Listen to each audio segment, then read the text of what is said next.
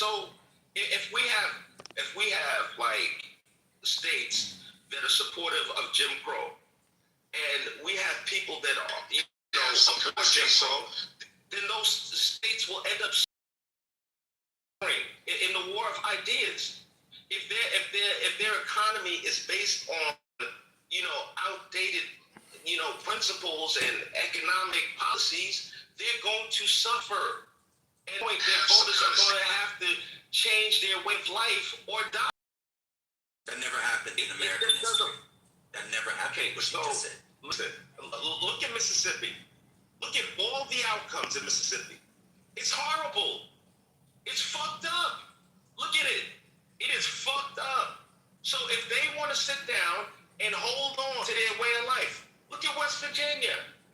Look, like if they want to hold on to that shit, now, like let them. Look at California. Look at, obviously, we do have problems with religion is going wild and going crazy. Look at the outcomes in over there. What I'm saying to you is, I'm sorry? I thought we were talking about Gold War and the Voting Rights Act, bro. I don't know what you're talking about. I'm saying that if they stay with those outdated mindsets, the Jim Crow mindset, they would have suffered. They would have suffered. Can you go back to what Dan was talking about, please? So that it's like the very Goldwater. I'm confused. I don't like. I think the conversation is evolving. You're saying that Barry Goldwater and his ilk wanted to maintain Jim Crow. Yes. And I'm saying that. I'm sorry. Yes, obviously they said it. Yeah. Okay. So cool. And I'm saying that there would have been consequences when we have something like the Great Migration. There's a brain drain. There's black people leaving the Jim Crow South for better opportunities. And look at the places that they went to. And look at the outcomes of those places. There's consequences for that mindset. But that has nothing to do with the Congo, because the Voting Rights Act is national. So I was arguing this was part of the animated the modern conservative movement. And just so you know, some states are happy being shitholes as long as there's no niggars there, and then they can disenfranchise. But let me just finish. But the problem is as an American, you also have national rights, not just state rights. And so if you're infringing upon my citizenship, I don't think that state should be allowed to infringe upon citizenship. Our Constitution. Absolutely agree. Right, I 1,000% agree. We don't have any disagreement about that. Okay. So, but Anthony, I can't even finish my point. You talking? It gets confusing, bro. It's so bizarre. I can't even finish my point without somebody yelling in my ear.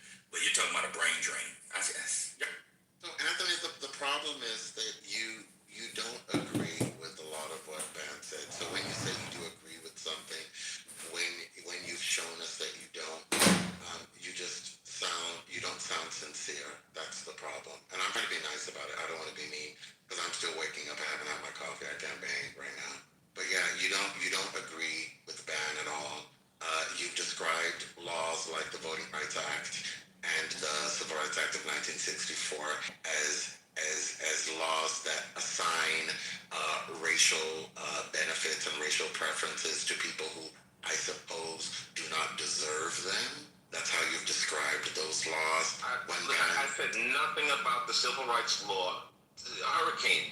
Like, I understand. Like, so far it's been super civil. Nobody's banging. Nobody's, like, calling anybody out. Literally, where are you getting anything about, the civil rights law? No one said anything about that.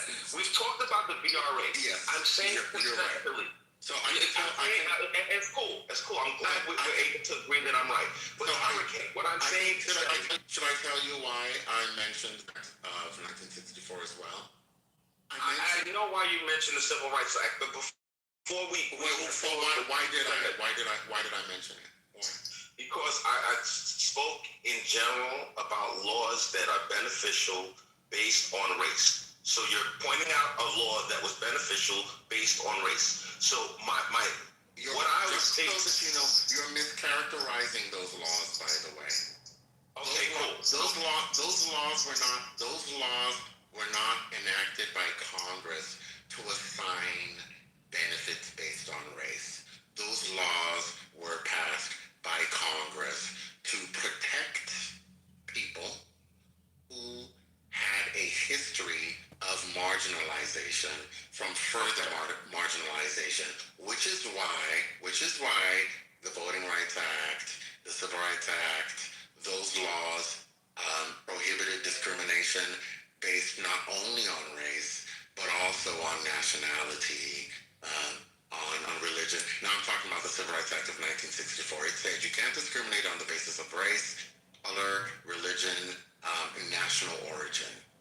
Okay, so Hurricane, in 1964, we absolutely needed that. When the VRA Why did we need it? We absolutely needed it. Why did we? For the reason you mentioned. For the reason you mentioned. What reason? For the reason you mentioned. Reason you mentioned. I'm not repeating what reason you mentioned. Okay. There's Black people were being disenfranchised. There's also another reason we needed those laws, and it was something that Ben was getting at before he left the stage. He talked about William Buckley and Barry Goldwater and the other architects of the modern conservative movement who were upset that Jim Crow was coming to a close. They were upset because of the 1954 Brown versus Board of Education decision, which made racial segregation in schools unconstitutional. That's what this is all about, because that was the first serious blow to ideals they held dear. The idea that America was for the white man and should remain so. The idea that the federal government had no business telling southern states to stop trampling on the federal rights of black people and other minorities. That's what they were referring to. What we experienced last week is the culmination of a movement that began in the 1950s in the wake of the Brown decision. The modern conservatives have been upset since then, and they have raised countless numbers of people to carefully take apart these laws that were designed to protect groups of people from discrimination who needed protection. But your booty clapping. You see, now we're going to the booty clapping. Hurricane, I don't want it to get disrespectful. It's really simple. We're just talking, exchanging ideas, booty clapping, this, that, the other. We don't have to go down in the mud, bro. I won't say booty clapping. Caping then, because you're caping for the people who just destroyed the Voting Rights Act. And your argument, your reason for doing so is that you believe that we don't need Section 2 anymore because racism is not that bad. He's never heard of the Atwater. So, all right, Todd, we're just having a quick back and forth, bro. I'm happy to just pass it to you. I just want to respond. Hurricane went off a little bit. All right. So, listen, ultimately, in a world where we have like a 2-term black president, in a world where, we have people that can come home from jail and, go to really good universities and get, jobs that pay them, quadruple the average American salary with their black skin, that they can do this. In a world where these, things are possible, yes, racism still exists. It absolutely does. No one is denying the existence of racism. But at the same time, it's not, things have vastly improved. Vastly. Well, hold on. And there's things that, okay, hold on. Let me land. I can't hear you while I'm talking. Good. All right, so if we hyper focus on race, it's not going to fix anything. It's it's not at a certain point. If we don't move forward, if we want to just sit down and consistently point out the flaws, it will and this is the point that Manfinity made earlier. It'll appear like we are unsatisfiable. There is no way of fixing the problem. We're at a point now where, okay, post VRA, post Civil Rights Act, we now want to talk about reparations. We now need money for slavery. Straw man. Nobody. Of course, this is a straw man. And here, nobody's a straw man. Listen, Ben, I am not talking about what Ben is saying. I'm not talking about what Hurricane is saying. I'm talking about there's a bunch of black people that are, it's like post VRA, post civil rights. It's still a conversation. And as things get worse, as things get worse, there's still, the goalpost moves. So, Anthony, I don't understand what you mean by it's running around the world. What do you mean by post-civil rights? It's never good enough. What does At post-civil what rights point? act? The post-civil rights At act. what point? Oh my God! I didn't know they had The Civil Rights Act still stands. If you want to talk about the VRA, the Supreme Court feels like it outlived its usefulness. Gentlemen. May I make a Please, hold on. No. It's not that. No, we don't do this. It's too early for this shit. So please let him finish. Unless I will go out and something one at a time. No, because I believe Ben had something to say next, and then I believe a tie, and then you can say something. Okay? So, I'm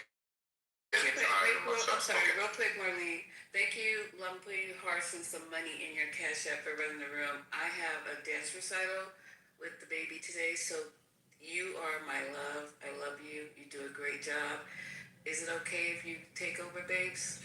Sure, although I can only take over for a certain amount of time because I don't usually come on with timers, but I'll bet Shamley if anything. If they're mobs. And you got T.I. over there, Sandra, all the regulars. Well, we're good. Mimi. You can always mod me. You know, I'm always good We for can that. always mod Ben and Infinity. Yes, exactly. Oh, well, never Manfinity. No offense, Manfinity. All right, so I love you. I'm always plenty of times. go ahead. Anthony, I believe you were finishing your point, please. Yeah, no problem on it. Listen, at what point are we going to say, we need to move forward? We can't blame other people for our current set of problems. At what point do we claim responsibility and autonomy for our state in this country?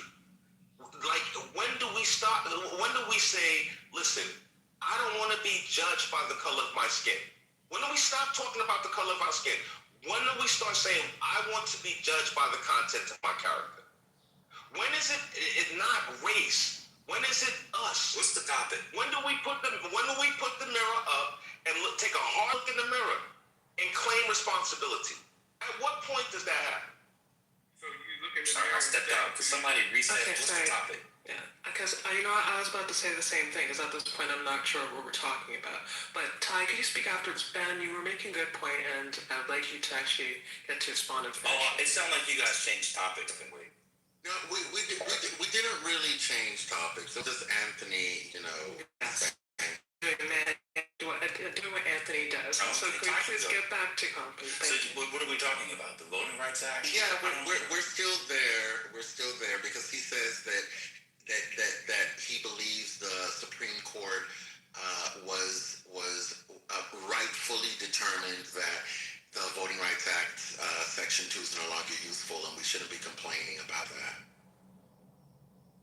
Because racism is not a thing really anymore. That's the rest. It's not as bad. It's not as bad. Please don't misquote me, Marlon. Sorry, no, I'm sorry. As Hurricanes, it's not as... Please Well, you don't believe that it's don't- the... Sorry, Hurricane, you go. You can explain it for me. Yeah. So two things.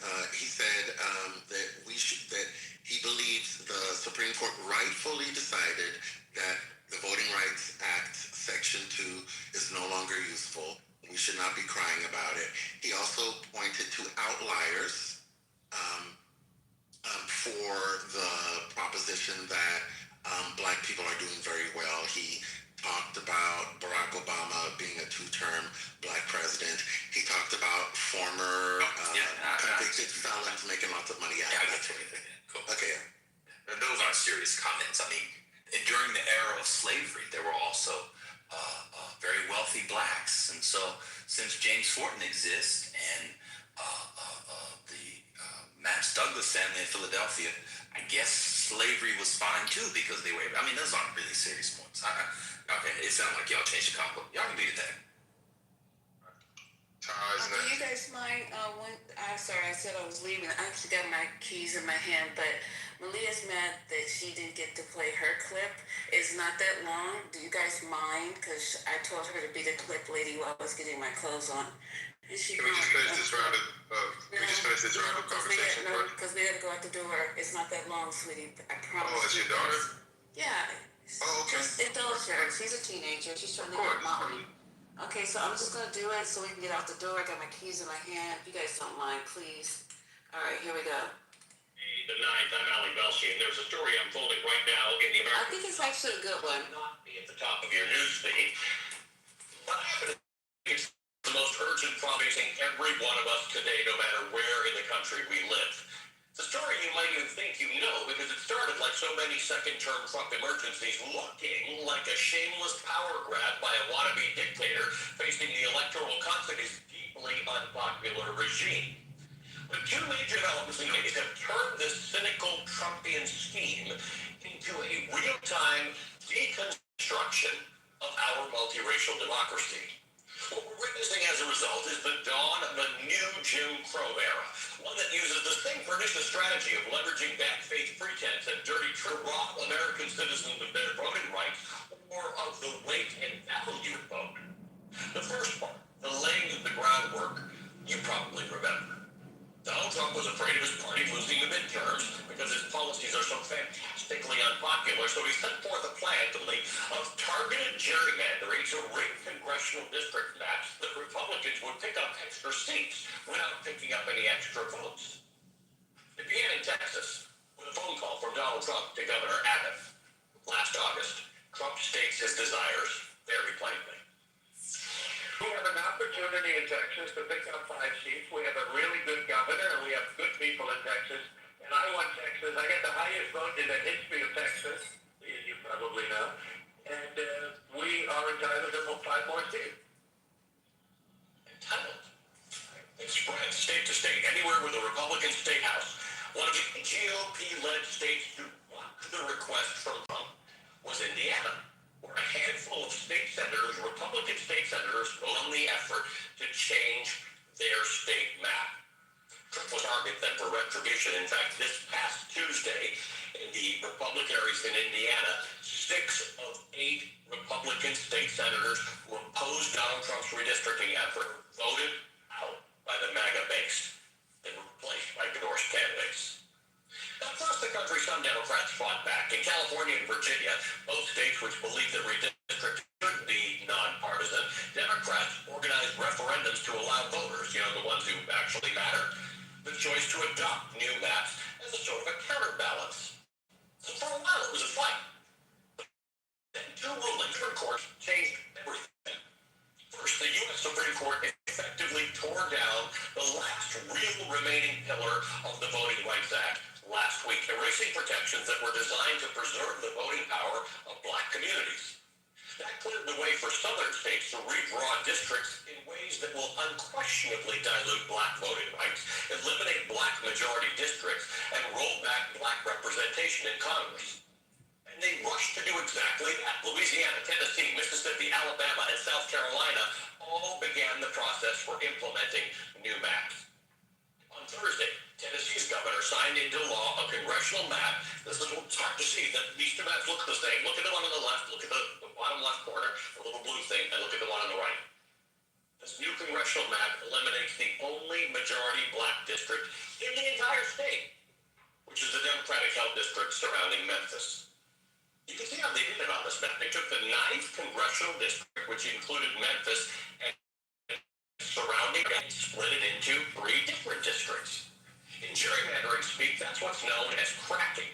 You take a concentrated population of voters and you crack the block into separate districts, diluting the voting power of that group. Every eligible voter in Memphis will get to vote this November, but their vote will mean less by design. Yesterday, a legislative committee met in Louisiana to discuss a new map which would eliminate one of two majority black districts in that state. Louisiana is 1/3 black, and under the new map that erases a black majority district, the state will have 1/6 black majority congressional districts. Mind you, 40,000 people have already voted in the state's primary, which has now been suspended. Alabama Republicans are attempting to fast-track a new map targeting two predominantly black congressional districts. Over a quarter of Alabama's population is black. They may not have a single representative in Congress after this. They'll still get to cast a ballot this November, but their votes will mean less. Mississippi Republicans will convene for a special session on 20th to discuss new state Supreme Court maps. It took Florida Republicans no time to pass a new map which targeted 4 Democratic seats. South Carolina Republicans are trying to eliminate the state's lone Democratic seat held by Congressman Jim Clyburn, but the Republican State Senate the leader there isn't fully convinced just yet. But if they do push forward, they will have to delay their state's primary. And then yesterday, the other shoe dropped. The Virginia Supreme Court ruled that the state's new map, the one that would have benefited Democrats, the one voted in by the citizens of Virginia a couple of weeks ago, is unconstitutional. The ruling was essentially procedural. The referendum to redistrict was a constitutional amendment, and Virginia has a strict process for enacting constitutional. In a 4-3 split decision, judges found a flat out to Virginia voters, and they threw it out without regard for the fact that they voted. Virginia voters voted 2 weeks ago to approve the amendment, which is to say that the state Supreme Court in Virginia has invalidated 1.6 million votes. It's invalidating the clear preference for Democratic governance in Virginia that Virginia voters have voted for loud and clear since last November.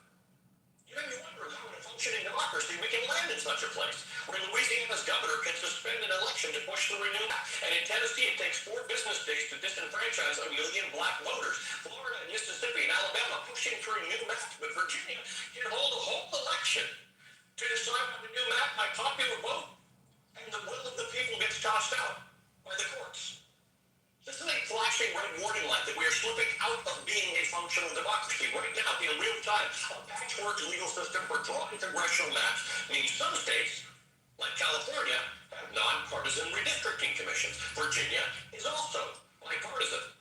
And other states leave it up to their legislature. In Alabama, Mississippi, Tennessee, Republicans hold veto-proof majorities in the state legislature. Which doesn't matter because the governor's a Republican anyway. They wouldn't veto it.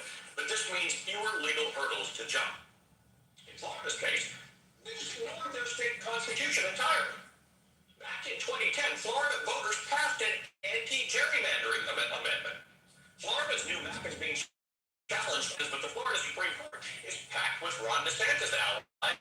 So again, it's not going to matter. To be clear, this system diminishes the power of everyone's vote. You may not live in Louisiana or Tennessee or Alabama or Mississippi. But if we are living in a system where everyone's vote doesn't carry the same weight, it means your vote is diluted too. Doesn't matter how hard you vote Democrat in California or New York, if the system is rigged in half a dozen southern states. That is where democracy is defeated. In the abstractions, in the corrupting little power grabs and screams. Democracy is not defeated because somebody stands up and says, democracy ends on Tuesday. It's defeated in the dozens or hundreds of smaller malevolent moves against it. Right now, this is the most important one. Look, Democrats were always the underdogs in this fight. Their approach to mid-decade redistricting was retaliatory. Democratic-led redistricting has been framed as a necessary offset to Trump's push in Republican-led states. The disenfranchisement of black voters we're seeing now is the culmination of a larger political project that relies minorities, and it's going to take more than a few extra seats in California to fight. What this country needs to start thinking about is a new reconstruction. Nonpartisan, nationwide redistricting, campaign finance restrictions, easier elections, or at least elections that are easier to vote in, and a fair and just Supreme Court. The response to measured autocracy cannot be improvised. It cannot be improvised retaliation. Let me tell you about the states that have already enacted new maps and the party which stands to benefit from each. In Texas, Republicans could gain 5 seats, 1 seat in North Carolina, 1 or 2 in Ohio, 3 or 4 in Florida, 1 in Tennessee. Democrats, on the other hand, could gain 5 seats in California, 1 in Utah. Louisiana. Okay, sorry, I gotta go. Thank you. I hope you Thank your daughter for that. It was a great clip. Let her know it was an amazing clip. Thank you so much. I'll put her cash app up. She's gonna be our clip person from now on because we lost somebody. I don't know where the hell Haitian is, but anywho. Okay, bye. But hey, you guys, bye. Love you guys all. Have a good conversation. Bye, honey. All right, cool. Ty was next.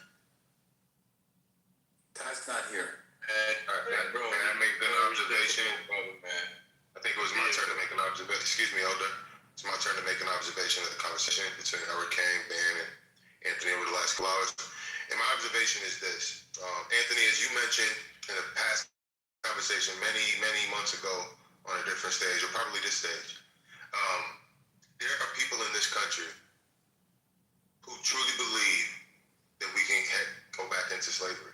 And they're very concerned about it. I'm not saying that's true of Ben or Hurricane. I'm just saying people like that. And you had talked about that because that's where every conversation devolves into. We're headed back. But in terms of this conversation, you have articulated and I've articulated that we've evolved past a point where those protections are needed. And I've heard Dan say very clearly, and even Hurricane say, those protections are what's keeping us at this place. So how can you advocate for the removal of the very protections that are keeping us here? And that's the difference. Some people believe that the foe, they might look at it as like, we're only at this playlivy in society because of what's on paper. And you and I think we're more of that says we're evolving as a society. That boogeyman that black people thought, that white people thought the black man were, I think they've realized over the last 10, 20, 30, 40, 50 years that there is no boogeyman behind, that exists just for being black. But there are some white people who see that boogeyman. So it exists in that context. It's very difficult to unpack. But what it boils down to is that you have people who believe that those very protections needed to continue progress. Then there are other people, but the problem is the people who put them there, they put them there as a stopgap because we had to confront the overt levels of racism in society. And they expected there was an expiration date on it. But no, other people think that without those protections, we're going to devolve and head back there. And that's what this breaks down to.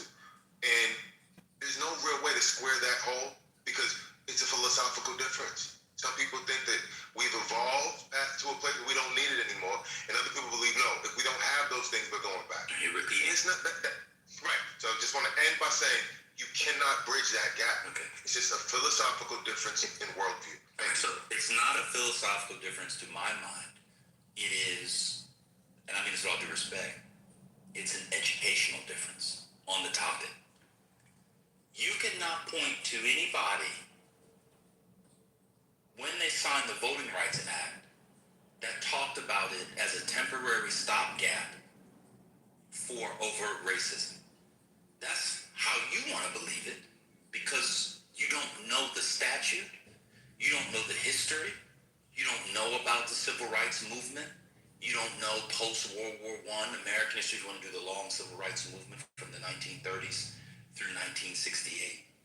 You're assuming that's the thing. But what I find frustrating is, and strange is, only on the laws that came out of the Negro suppression is it temporary. How about some of the laws protecting guns? Should we repeal those? Would conservatives repeal those because they put the laws in just as temporary protections? Has anybody ever noticed? Nobody ever talked about that. Should we repeal the 19th Amendment, giving women the right to vote? I believe it was temporary. Only a certain set of laws were temporary because there was racism for a little while, and then we get rid of it because we don't need it anymore. If it's not hurting anything, Why mess with it?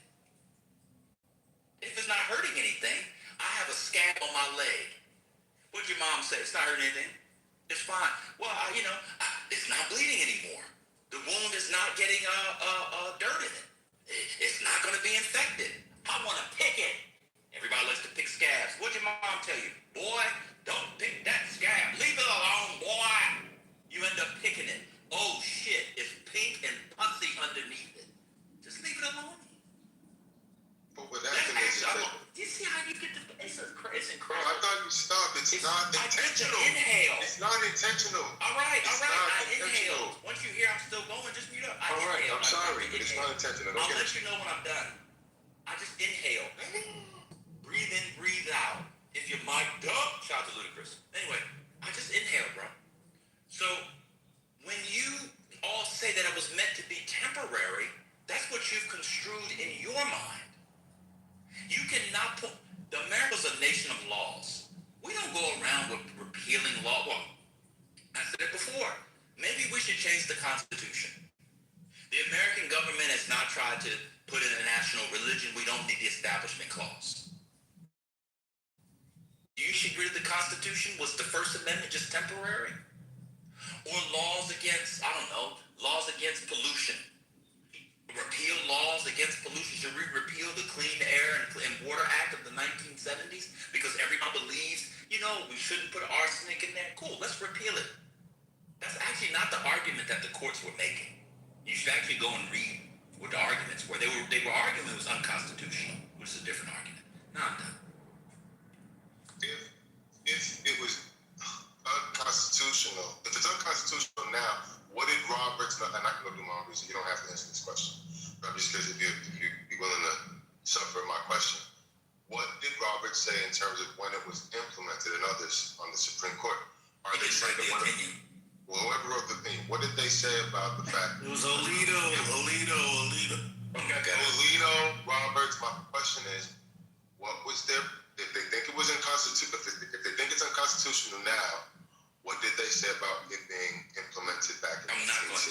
Respectfully, I think this would be something that you could do on your own. I already said that. You don't answer. So I'm just saying. I know. Right. You literally said, if you will suffer me. And I'm telling you, I won't suffer you. Do it on your own question. And I think that's what the crux of the matter is. Because you don't want to answer that question, it shows that they were... Wait a minute. Let me finish my point. Let me finish this point, because we need to...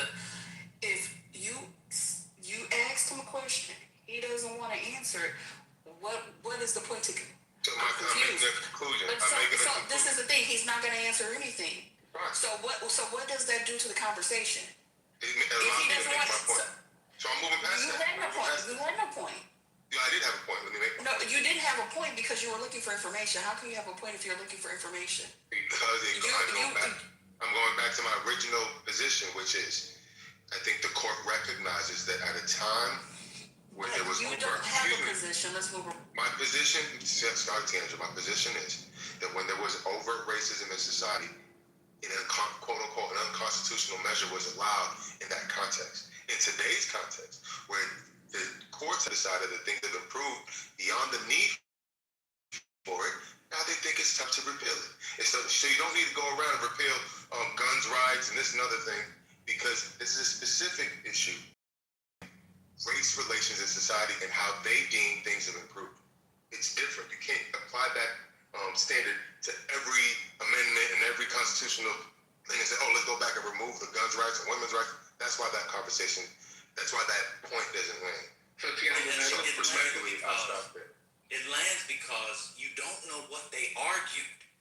And so you're suggesting something that you don't know to be the case. You're arguing from your mind. That's not what they said. You should go and read it. So why were they okay with it in 1960? Go and read it.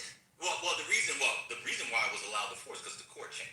Come on, man, we can't do the basics. You know this has not been the same Supreme Court for all of America. Of course. Obviously, but I'm sure they have a take on why. May I finish? Do you mind? May I finish? Do you mind, sir? I'm sure Leo has a take on why. So the point was the court changed. And these particular jurors came up.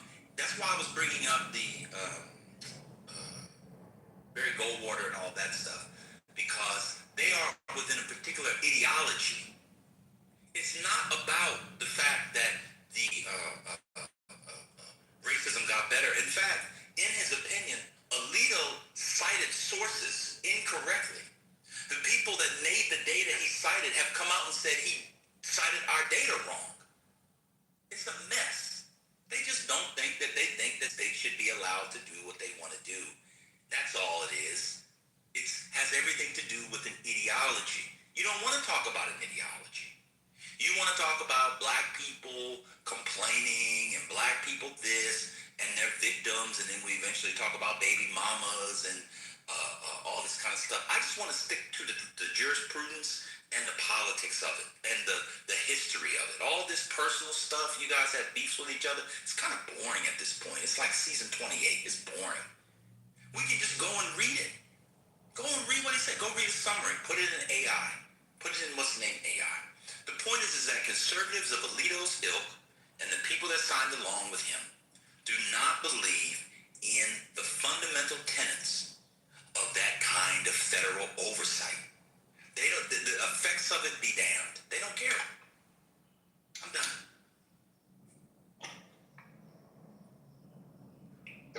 Something else we should be like that we would go and use a motion like that. We want that it will I believe your mic is muffled, Hurricane. I'll be back in a second. He said you should go and read the vote. So you've never read the Voting Rights Act? Wait. I thought everybody in the conversation has read the Voting Rights Act or know about it. Anthony, you don't know about the Voting Rights Act? Yeah, so I was saying, Manfinity, you keep on saying that the Voting Rights Act was passed to address overt discrimination only. That's not true. The Voting Rights Act was also passed to address results that were discriminatory, results flowing from laws and practices that didn't look discriminatory on their face. That's what Congress decided to do in 1982 because it realized that the southern states had become more sophisticated in their voter discrimination. They were passing laws and engaging in practices that didn't differentiate on the basis of race, but still had racist effects. And so they said that Section 2 of the Voting Rights Act should make unlawful any practices that looked neutral but had racist effects.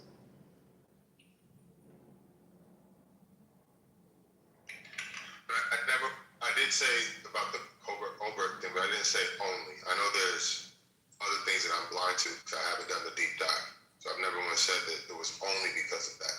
But I was a response to the overt. You haven't done the deep dive and you're talking about something? That's what this stage routinely does. The other thing I'll say, Manfinity, is you should take Van's advice seriously. Conversations about the Voting Rights Act are not easy to have because the decisions interpreting it are complicated and not easy to understand. So you should upload the decision, the Calais decision, to ChatGPT and see if it can give you a summary because otherwise it'll be hard for you to. Yeah, it says it says Alito argues that Section 2 of the VRA should not force states to engage in race-based redistricting, which he believes conflicts with the Constitution's colorblind principles. And the key aspects of Alito's VRA position, says here, heightened burden of proof. In Calais, Alito's majority opinion makes it significantly harder for plaintiffs to challenge voting maps requiring them to. You don't need to read the whole thing to us, though. Don't read it to us, though. Yeah, let us finish our I think it would be instructive for the people in the audience who have. But they can do it too, but we want to have a combo. So one thing I respectfully, anybody else can do it. Like, or we can have a room where we break it down like that. But let us have the combo. One thing that I find frustrating about conservatives is why not strike down the literacy test bit? And this is where it feels very, very partisan to me and not constitutional. Why not strike down the literacy? I don't know, Manfinity, if you know, or anybody else. The Voting Rights Act, it's 1965. It has amendments to it. Part part of the amendments that they have to it, because you amend laws, would be things like the literacy test. Why is any of it constitutional? This is what I find so frustrating about conservatives, because they do things. This feels like a particular kind of partisan, and some will say racial attack. Get rid of all of it. If you believe in states' rights, why can't states decide who votes in their elections? If you can't read this thing, you shouldn't be able to vote. That's what's so frustrating. If we move so far forward, if I move so far forward racially, why do we still need the literacy tests or the poll tax exclusions? You see what I'm saying? You guys are making the argument that the court believes we move so far racially. Then why is the Civil Rights Act of 1964 still constitutional? Why is Title VII still constitutional? Why is Title IX, we move so far? Why are all these things still fine if we move so far racially? So I just don't, it just seems to be just totally partisan. And then the court, after they struck it down, there's usually, I believe, 60 days for implementation. 32 days for implementation, excuse me. They allowed the implementation to go right in so that these places could change their maps. Now, what does that have to do with race and the Voting Rights Act? Infinity, Anthony, and other people who were supporting the court's decision. Why they waived the 32-day waiting period? Infinity, Anthony? Anybody? Do you guys know about the 32-day waiting period? It's a time-sensitive matter. That's what I'm guessing. They viewed it as a time-sensitive matter that needed to be addressed. That's the only thing I can think of. Why do you think they waived it, man? I think they waived it so that Republican states could eliminate Democratic seats. It feels wildly partisan. So, Anthony, you don't know what the 32-day waiting period is. Whenever the Supreme Court issues... Money, he does. So, he doesn't. Ask him. Okay, do you know that... I don't know, Hurricane. I have no idea. This is the first time I've heard about the 32 days. Oh, but you just gave an answer to it. You said it was time sensitive. No, I said, if I were to surmise, if I were to guess, this is why. And so, the irony is we're saying the same thing. No. I don't think you're wrong when you say it was partisan in that way. I agree with you. We don't argue about every single I'm not arguing. I was Anthony, they don't want you to have an opinion on something without reading it first. You have to go read about it first. No, let me finish. Anthony, they don't want you to have an opinion on anything until you go and read and understand it all, and then you can have an opinion. Before you do that, have an opinion and march in the road. Nancy Lee, be quiet. Even curse up Anthony. He's so rude, yo. Andrew, let me just... Because y'all make that point. If you don't read and research, Mute him. He's moved to the audience because he doesn't have decorum. And the fact that he cut off Anthony when Anthony was speaking was insane. So I know Hurricane wants to get in there. Anthony, if you finish what you said, or did you finish what you said, Anthony? Like, did you need to... I'm sorry to see Infinity go. Let me just state that. No, he's I in didn't the have a problem with him audience. cutting me off, but it's no problem. Tiandre, I got nothing but love for you. You're a special person to me on this app. But, as it relates to... Yeah, she really is. I know. So, as it relates... Yeah, I know. But, man, I don't disagree with you. I do think it was partisan, and the reason why they would have, done away with the 30 days. And I knew nothing about the 30 days. Are you curious about it? Because it's important. Hurricane, I'm happy for you to explain it. Yes, I am curious, and you got it, and I'll mute up. Thank you. Okay, so there's this thing called due process that we all agree is important, right? And so whenever you have a lawsuit that moves through the litigation process, we've created a system that allows each side to have a fair chance to litigate its case. And so whenever the Supreme Court decides a case, the losing side has 32 days to ask the Supreme Court to rehear the case. Sometimes the Supreme Court says no. Occasionally, the Supreme Court may say yes. And during that decision is held in abeyance and does not have any effect. So, for 32 days, normally, the Calais decision would not have gone into effect, and it would have given the losing side a chance to ask for a rehearing, which it had a legal right to do. The conservative justices took that legal right away from the losing side for no good reason. That's what Brown was talking about. I got it. They denied the losing side. Why do you think they did process. Hurricane? For partisan reasons. And because they really want to make it easy for state governments that want to disenfranchise minority voters to do so. And they didn't want to waste any time. That's why they did it. In fact, it was such an outrageous thing that Justice Ketanji Brown Jackson wrote a dissent. That's how terrible it was. And she decided that she was going to spend her precious time dissenting from it because there was no reason to do it. No reason. So we win, bro. You gotta do the same thing. Are you crazy? Of course, politics. Stop with this shit, bro. Stop being so naive. You know the truth. It's all politics. Y'all do the same thing. So of course, when I think this is really partisan, guys. Yeah, no shit. What are you guys talking about? And so you weren't here, and so that's what we were saying. And so to suggest it has everything to do with changes in America and law is capped. That's literally what we're saying. You don't need to respond to everything. That's literally what we were saying. That's why I brought it up. It's okay to stay on mute. I'm able to stay on mute, not talk a lot. It's all right. And so you're responding right now. It's just totally. Because I can bring some sense to the room. If you want an expert, Please stop interrupting, Melvin. I just don't understand why. You bringing sense is repeating what we said while you weren't here. Well, then enjoy your echo chamber. Fine. And so you were literally echoing me. You are sitting here. It was really partisan. Yeah, no shit. I know that. That's what people were suggesting before it wasn't partisan. We're talking about the 32-day rule. Do you know the 32-day rule? I don't.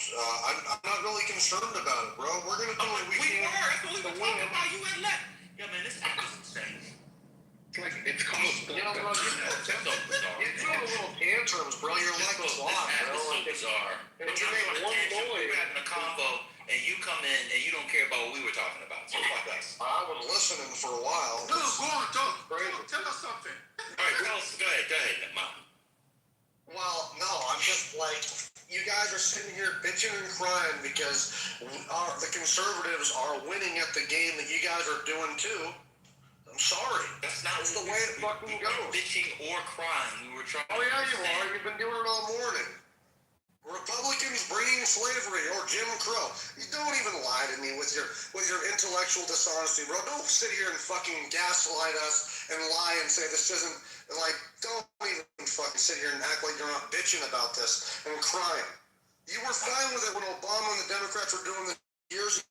Now you're mad because we're winning in your fucking game. Okay, Tina. Now you want to stop the court. Give me 1 second. Give me 1 second. Give me 1 second. Give me 1 second, Hurricane Scrub. Oh, he went on mute. Okay. All right.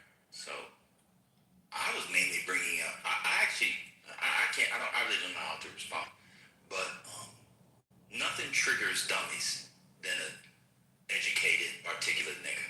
It is insane the level of disrespect that people give for no reason. I haven't been bitching or crying. My main 2 points was one about the history of the conservative movement in the 50s and 60s, and two, how it could actually backfire. I actually said it could be a political advantage, but I guess because I'm not a dumb, violent, vile, beastly, baby mama, inarticulate, non-educated, bad credit, dumb on the news nigger, I have to be disrespected. It's absolutely insane. I mean, but again, Mimi said I was on welfare the other day, and I talked down to people because I'm really a loser. So I guess let me go back on welfare and get these food stamps. I'm done speaking. Go Don't forget to use your Don't forget to. Be quiet. I did not say he was on welfare. So, How can you remember? You were so drunk, you don't remember so what you what said. I do remember what I said, and I say y'all. I didn't say Ben. You didn't respond to me. It's okay. I say y'all. So Mimi, when you said welfare opera singing, who else would you have been When singing? I was saying not you individually. It was like people here, people on welfare, people singing opera, saying you were on welfare. Come on now, like. Let me go. Well, they just cut off soda from the EBT. I'm gonna go see if I can get soda off my food stamps. Well, who knows? I mean, if I said that and he's still tripping off of it, it might be some truth to it. You're right. You're right. I was talking. Let me tell you something, Ben. I was talking shit, just like you always talk shit. I never. You Kershaw, you think you do. You talk down. Listen, you're doing it. You're doing it now. You're doing it now. You're doing it now. Listen, You're doing it now. You're being sarcastic. You're being passive aggressive. No. You said my name, and I'm answering to it. And I'm answering it to So it. what did I say about you? Okay. Happy Mother's Day to all the mothers for tomorrow. Dude, I'm not trying to argue with you. To be so strong, right? I'm not To be so strong and talk so much shit every day. You so weak. You take this shit so personal. You take shit. All I did was talk about the opera singing. All I said, and I say your name. I said opera singing. Y'all all be singing opera in there. Yeah. Y'all all be singing in there. I sing opera. Everybody knows. Lady be singing. Everybody be singing in there. Y'all all got voices. Concrete be singing. Concrete be singing in there. Guys. We were having a beautiful conversation. Nobody's on welfare. Nobody's on welfare. They want to act like crackheads. I said in general, people on this app are on disability.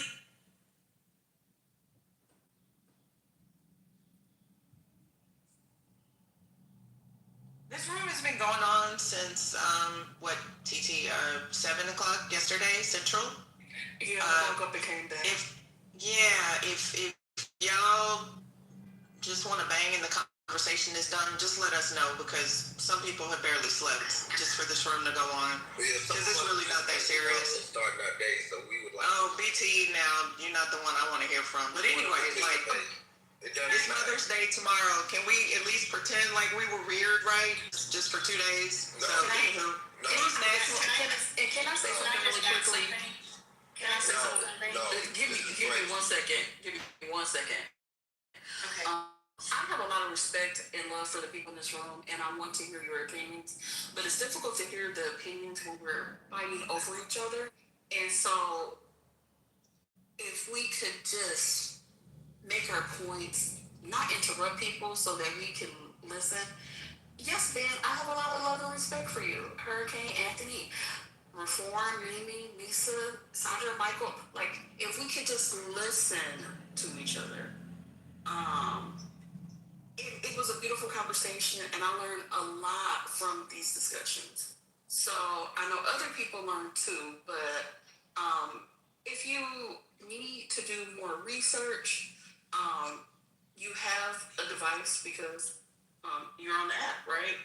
Do that in the meantime, or ask people in the back channel. So if we can get back to the topic, it would be great. Love you guys. Bye. So I just wanted to add a couple of things. I like to get me. Sorry, I just wanted to add things really fast. The Voting Rights Act, I want to just answer this from infinity so you have, because you were asking why it happened and why it was passed. Because people actually fought for it. It actually is because people really, really pushed for it. As a result of the Voting Rights Act passing and Civil Rights Act passing, as a result of this actually being implemented, that also opened the door, and hear me out on this, for white women to have credit cards in their name, which they could not have before. It opened the door for wheelchair accessible facilities, which people did not have before. Civil rights, we're still talking civil rights. It opened the door for LGBTQ to get any type of legal status. So the first thing I want everyone to really think about is because of the fact that people actually fought for the Civil Rights Act to pass, for Voting Rights Act to pass in the first place. We have to thank the people that did that. However, conservatives since 1965 wanted to take those rights away because in their mind it's just a war. It's nothing more than that to them, a war. So as a result of many people, and we see a lot of minorities that have actually also have more rights now. So first and foremost, the elimination, the extraction basically of the Voting Rights Act is not only against Black people. Keep that part in mind. They are going after everyone. So because of the fact that it was majority Black people in the beginning who actually fought for this right, that is who everyone is assuming this will affect only. This is also how the Republicans are reacting. This is all they think that really matters.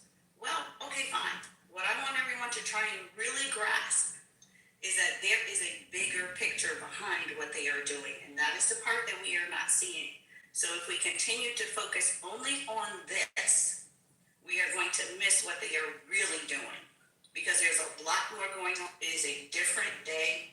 This is 2026. It is not 95. Black people, brown people, whatever color you'd like to name people, that's up to you because we're 99% the same. Whatever color you want to name people, everyone needs to pay attention to the fact that no one is safe. As long as they are continuing to create an authoritarian government. This is no longer red and blue.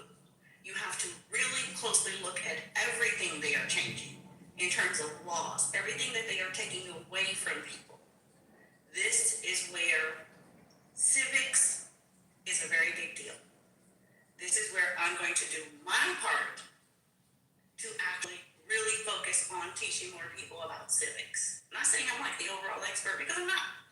So the point is, everyone has to do their part in making sure that everybody understands exactly the next move is, because they are not going to let up. And I'm not saying I'm red or blue because I'm nonpartisan, but I am watching what is happening. And this is wrong. This is wrong. What is happening for everyone on all levels. So everyone has to pay attention to what is happening. It does not matter if you are MAGA. They do not care. Say the end goal. What do you say the end goal? Who's the they? And when you say they, they're international, who are you referring to when you say they? I am referring specifically to the people that are making these decisions. Is that not clear? So you mean the Republicans in power? No. I'm not saying only the Republicans in power, because the Republicans in power are making their decisions based on the orders that they are receiving. So we're talking about a select group of people. And what party do you think those? What party do you think those people are affiliated with? I mean, do we actually have to go through this? It's the Jews. Moving on. You know, it's important international because now you're presenting a conspiracy theory. No, it's not a conspiracy. It's not a conspiracy. If you watch very closely, there is one person that is president. There is one person that is deciding what is happening, and that is based on Project 2025. Okay. This is no conspiracy. What party is responsible for Project 2025? Oh my goodness. I don't even understand why you would ask me something. Well, like this. because you're saying that you're nonpartisan and you're trying to suggest that the parties are equally responsible for the BS that we find ourselves in, when in fact the GOP is responsible for Project 2025. The GOP is responsible for giving Trump his marching orders. The GOP is responsible for creating circumstances that allowed Donald Trump to become president. Okay, but why are you asking me this if we know this already and we know what the topic is? I'm not sure we know this. No, you're being condescending at this point. Lady, don't try me. You guys always do this.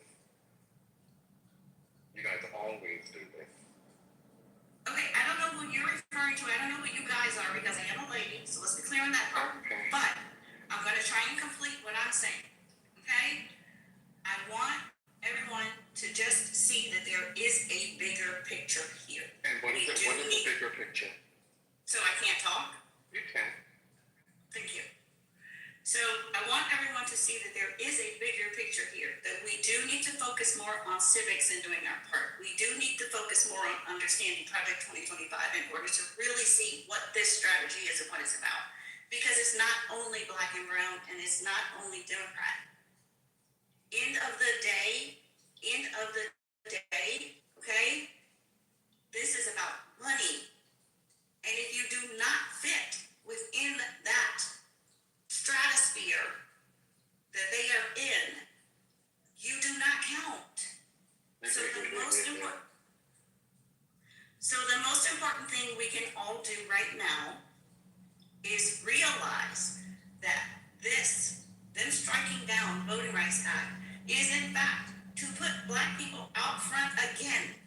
Just as black people fought for it, they're putting black people out front again as, the shield around everyone else. So black people have to decide, do we even want to be bothered with this? Are you black? Why does it matter? Can't you tell? She's not.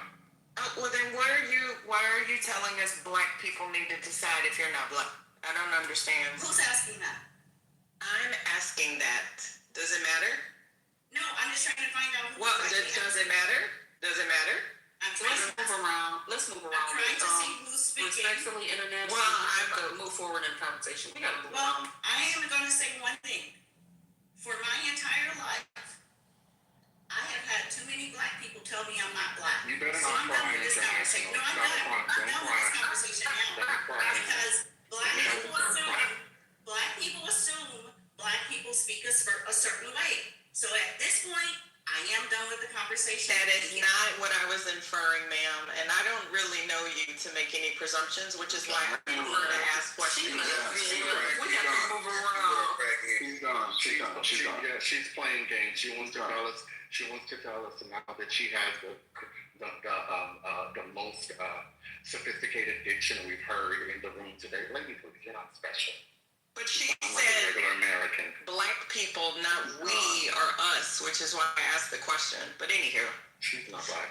let me eat breakfast before I I think start. she was black. She's not. I think she is too. She is not. 1,000%. Because she's gone. Well, she has separated herself. So if you separate yourself, then I don't know how we go forward. But let's get back to the conversation. Yeah, Voting Rights Act. Let me interject. Yeah, go ahead. You gotta get in there, Michael. I know you want to get in. Appreciate that, Devon.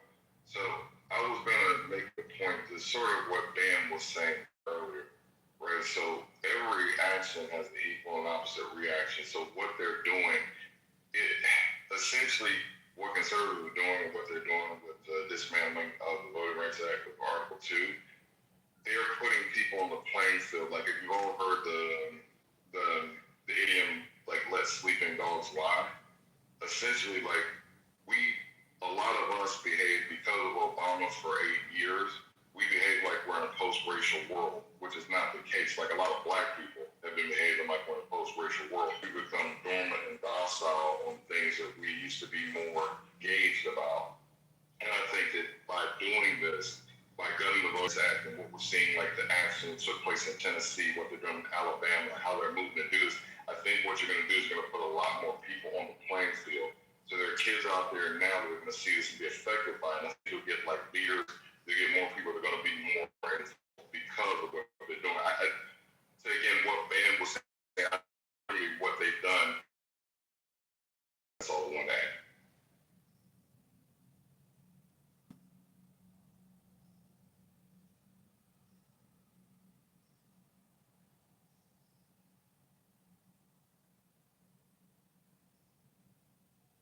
I've been a pro-blogger for a while in Mr. Resilience.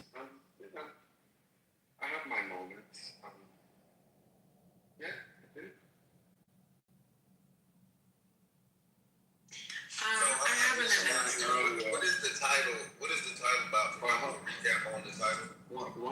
one sec. Who had the announcement? I heard I have an announcement. Okay. So the person I asked the title, we are speaking about the Supreme Court ruling. We're talking about Voting Rights Act. We're talking about laws that are being repealed. I heard someone earlier speaking about this is going to go past Virginia. There are other southern states that are going to go this route. Who has that information? We need to inform each other. What have you heard? What do you know? What facts do we have? Because I also saw some maps and some drawings. I have to go pull it up. But there are other southern states that are going to go down this road. Anybody? What's the fact?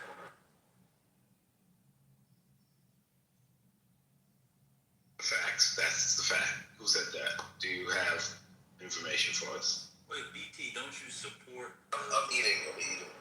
Yeah, you said that's a fact, but don't you support the conservative gutting of the Voting Rights Act? Because one of your claims was the Democrats never did anything for black people. So when they had power, Okay, I'm more concerned about. I'm almost done, BT. You said you were eating. I'm more concerned. Well, you brought me up, so I had to stop. I know, but I hadn't finished the question. You don't want to answer my question?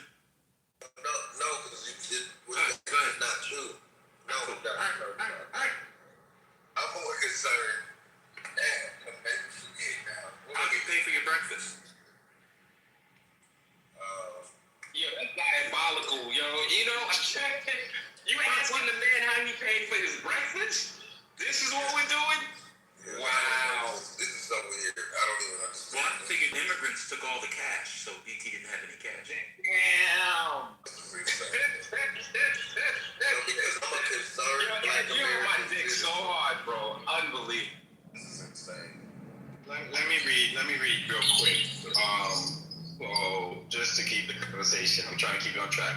Tennessee immediately passed new heavily Thank you. That's gerrymandered maps. Okay, let me read. Okay, all right, hold on, brother. I'm trying to keep the conversation flowing. All right, Tennessee immediately passed new heavily gerrymandered map setting a Democratic black majority district. Mississippi expected to follow Tennessee's lead with active litigation on Supreme Court districts now in jeopardy. Alabama and South Carolina actively reviewing congressional maps to eliminate black majority districts, with South Carolina potentially pausing primary elections for redistricting. Louisiana, the epicenter of the ruling, where officials are using the decision to immediately revert to districts that dilute black voting power. And Florida, courts are reevaluating pending racial gerrymandering laws against new, stricter standards. So that's a lot. Florida, Louisiana, Alabama, South Carolina, Mississippi, and Tennessee. Now y'all can fight. Let's go. Anthony, please. I have not had breakfast, and you know I don't really like you. So anyway. We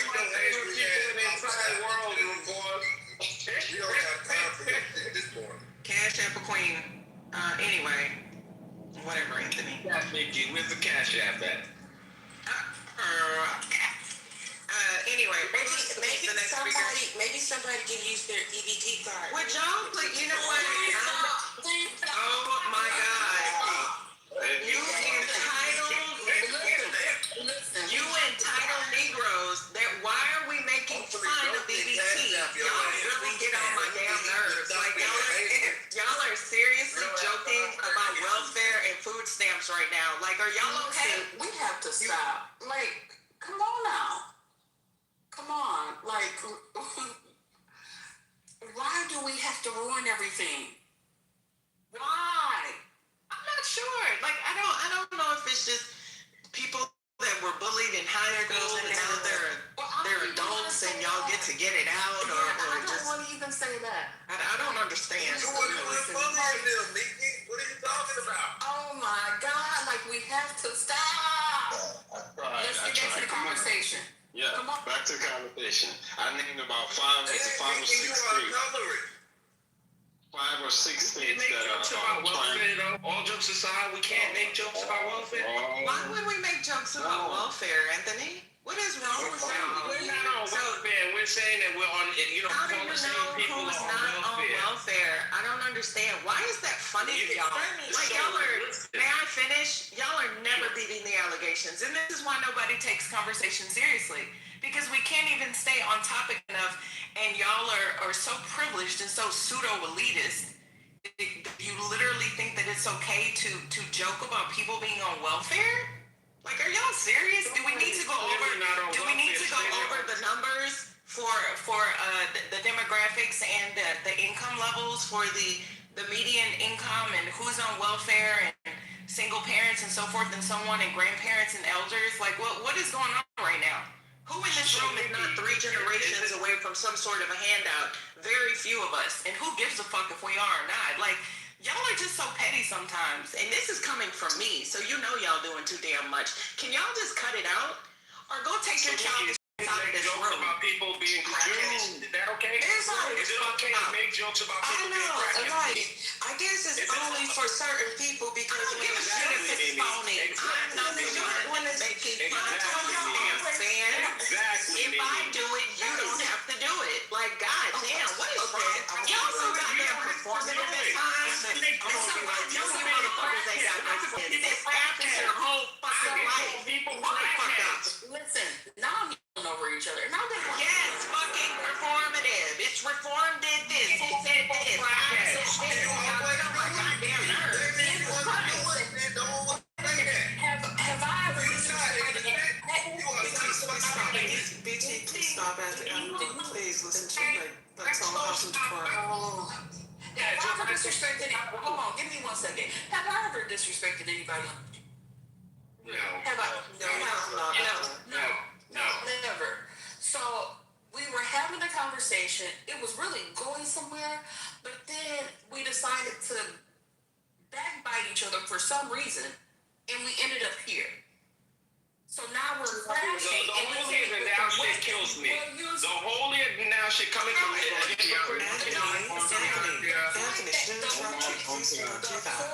The point that I was making was that I have never disrespected anybody on the stage. And I have asked consistently, can we get back to the conversation? Then I tried to pivot and get away from other things. You need to control your mind up here. She's the one stop causing all this. I was still speaking. How about somebody control you? I was still speaking. So, we might as well just move on.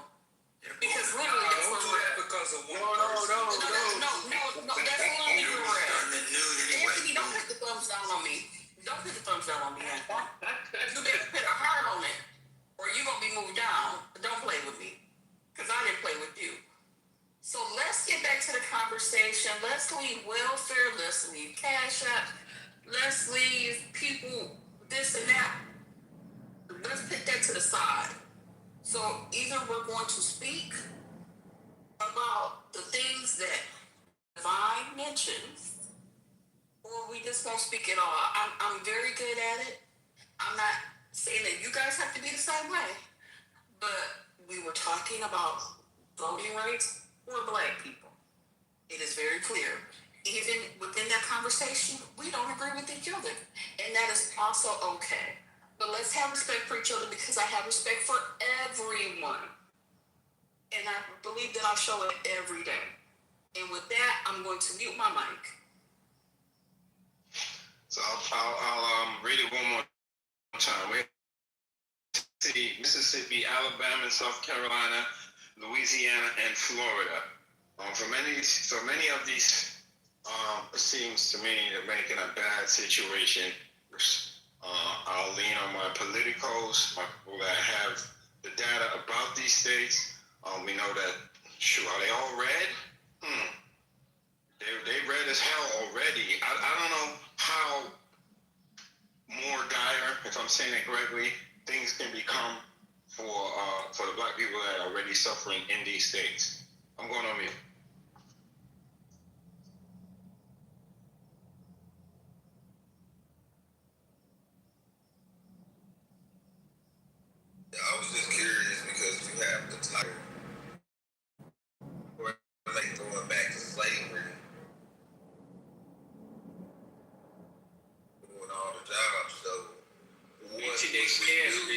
scared, bro.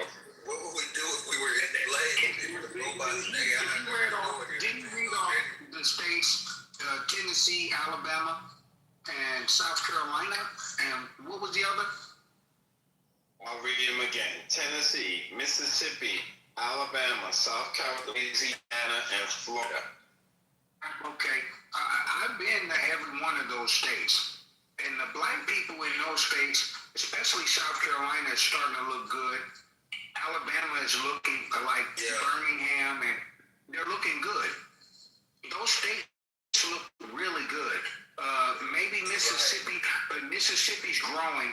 Mississippi has a few new car dealer manufacturers that are coming in there. They've got some big stuff coming with Mississippi, but Alabama looks like really good. They got a lot of stuff going on. Jamal. We're not talking about how it looks. We're talking about. I'm talking about That's the name. We're talking about political power. We're talking about political power. Not how black shit people looks. are doing good in these places. So I just looked it up. Black poverty in South Carolina, you said black people were doing good. It's almost 30%. Black poverty in South Carolina is almost, that means the poverty line, which I believe is, what's the poverty line? 14,000 on the poverty line. Poverty line is 33,000 for a family of 4. But Jamal says they're doing well, so 30% of families, roughly 30%. I'll be conservative. 25%, 1 in 4 families, black families in South Carolina. Well, that means 70%. Stop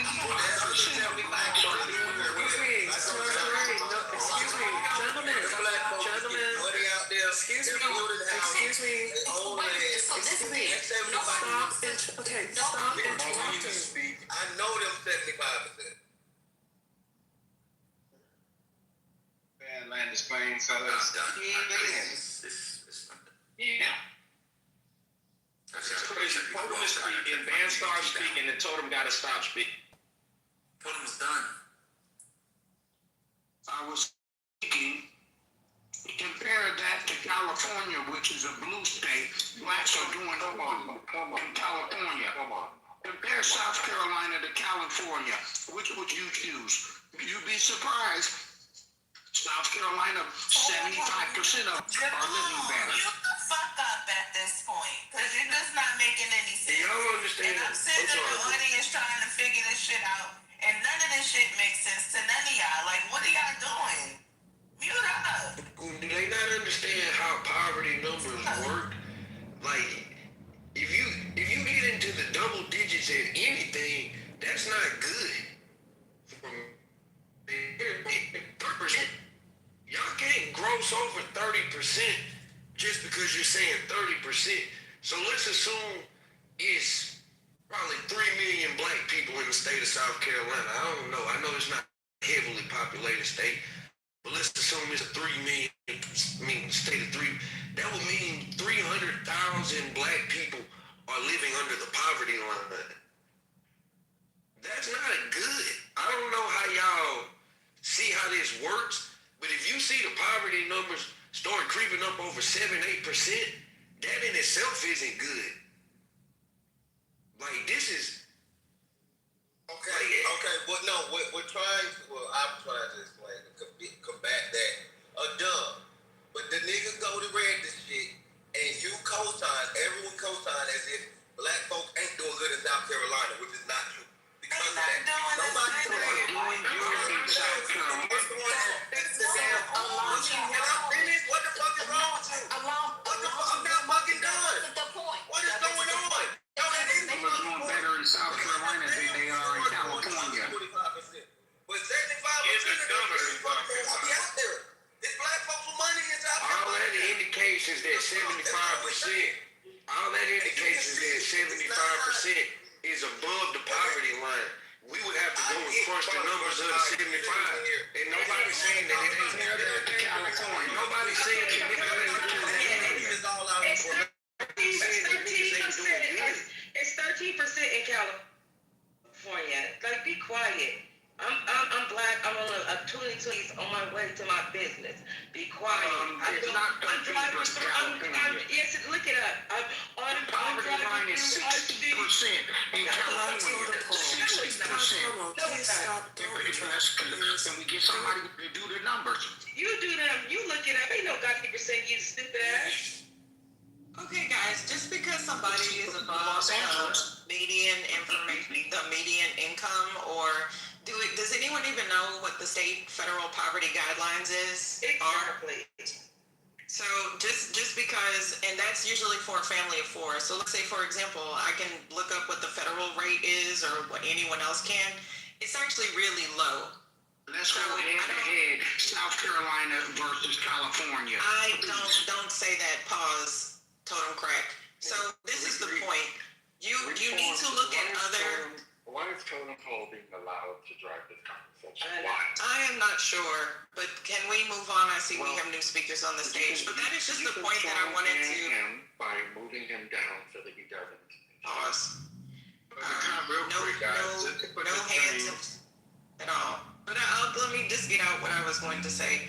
When we look at what the, I've encouraged everybody to look at the poverty levels established are for your state, which actually dictates, although people are making fun of EBT as if it's some sort of a joke, I guess it's a badge of honor for someone to say that you're on EBT and then to think that it's amusing, as if it's not something that could actually generate reality for millions of people.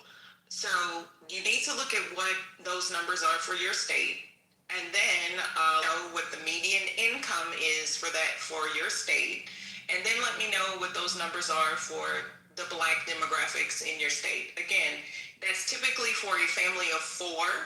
That is not with taxes. For those of you that are in states that have state income taxes, we don't know what that looks like. So can we not just look at generic demographic data when it comes to that? We can look at home ownership. We can look at rates of employment.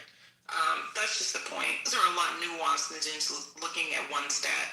I agree. I agree with that reform. I'm gonna let you go, BT, just in a second. And also, I know we only talk about money all the time on Clubhouse, but when we talk about disparities in different sectors, we got to talk about infrastructure, right? Soft hard infrastructure, pause, right? Some infrastructure can be things like, credit lending, right? Things like financial institutions, access to internet, things like that, right? That's soft infrastructure. Then you got the hard infrastructure. Well, how are the road networks in South Carolina versus the roads that the folks in California are getting? How about hospitals, right? Hospitals, healthcare, that's another part of infrastructure. I'm sure the folks in Los Angeles, Black folks, are getting way better healthcare than maybe some of the folks in South Carolina, right? So I think when we talk about the different, when we compare, we got to compare all sides of the angles, like Reform said. But I'm going to let you cook, BT. You got it, bro. One sec. Because we made a left turn, right? And all of this is a result of what things do in these states when it comes to when it comes to representation, right? You guys jumped from what I brought to the table with what these additional 6 states. Fine. With all due respect, we've been litigating that since about 7 o'clock p.m. Central last night. So no, but we were talking about one state. I brought up. Listen to what I'm saying. The room started more than 12 hours ago, so those topics may have already been thoroughly discussed, but we can bring them up again. That's the point that I was making. We weren't here. Well, I can make sure you're not here now. How about that? I was here yesterday. I came back. I hear what you're saying. All I'm saying is, it's going to be exponential with other states following Virginia, and now we're talking about people are doing good. I'm going. What does Virginia have? I don't know what you brought Virginia. I don't know what Virginia has to do with it.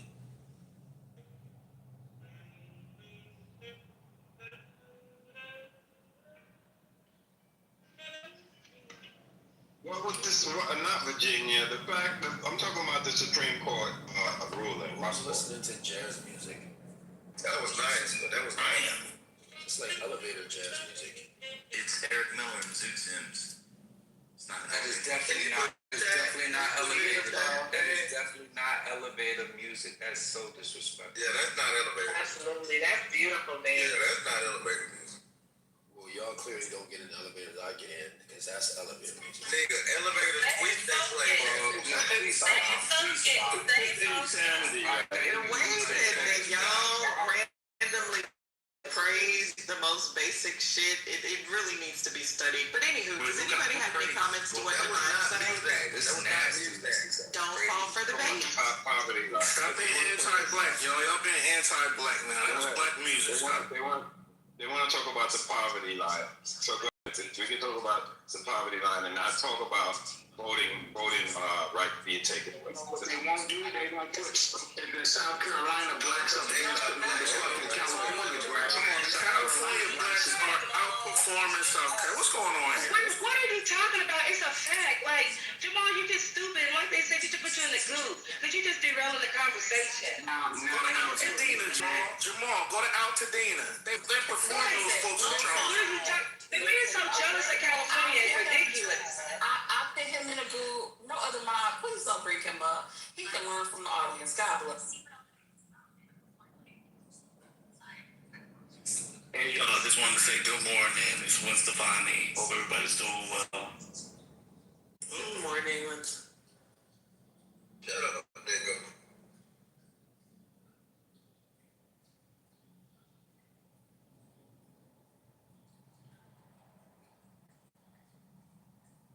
Okay, that's fucking fast. That's crazy. So you can't. So does somebody make the correlation? Somebody can make the correlation between the poverty line and taxation.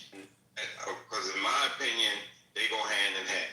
If you don't have the representation that's needed, then the poverty line will be increased. You don't have representation, poverty line will more people will suffer. I'm going on. Devon, when you say poverty will increase, are you saying that there will be an increase to the amount of citizens that are living under the poverty line? Because if you don't have someone fighting for you, right? If you're unable to vote for someone that has your best interest at heart, then it's a wrap. I mean, let me ask you a question. What people are being restricted from being allowed to vote for the people that have their best interests at heart? Where the districts are, they want to get rid of whole districts. They want to get rid of districts that are predominantly black. So if you have a district that's predominantly black and you have someone that's representing them, and who wants to get rid of districts that are predominantly black?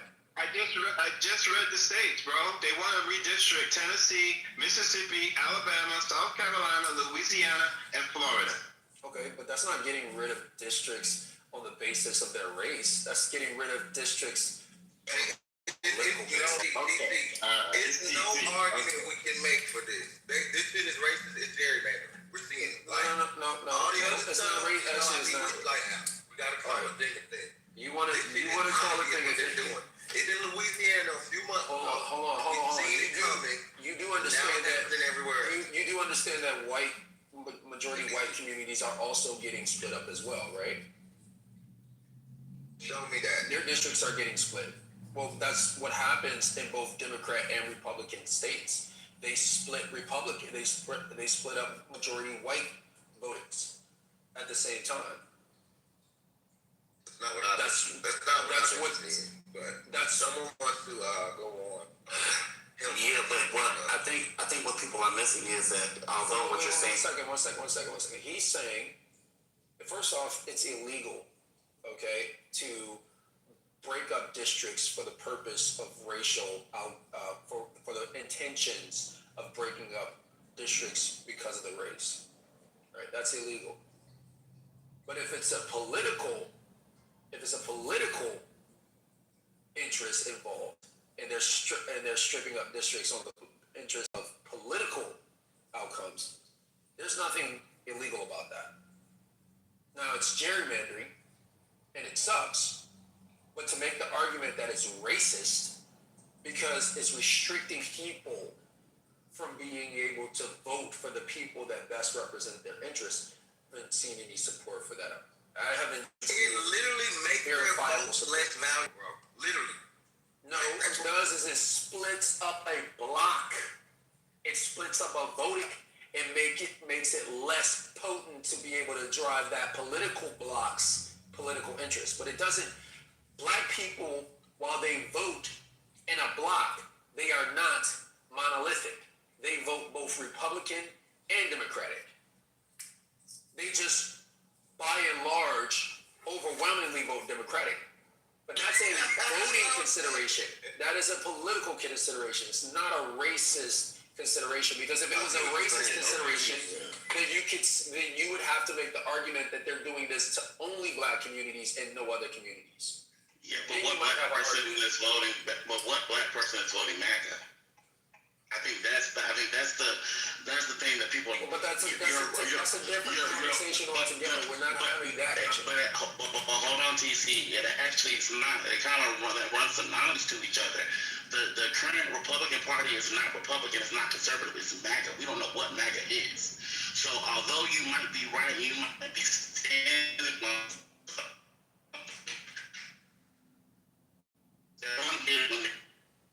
Sorry, Mr. You're in the Matrix.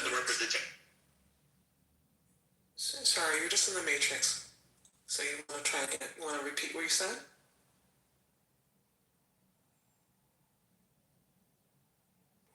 I think he was just chiming in on what my good friend from New York, Divine, was saying. But I'm sorry, Divine, you can't prove that the Supreme Court or legislatures otherwise are not allowing black people to vote for the people that represent their interests.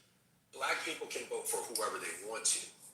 The way the districts are split up compromises the ability for black people to vote as a block and get the Democratic candidate that they want to, because it's a political underrepresentation. Causing underrepresentation. The representation where? In the districts. I mean, TC. Wait. You hold on. Let me finish. Because commentator after commentator, political advocate after political advocate, leaders, political analysts, everyone is saying what I'm saying, and you're not. And that's okay. And we're not going to see eye to eye. You're going to feel how I feel, and I'm going to feel how I'm going to feel based on the facts that have been presented.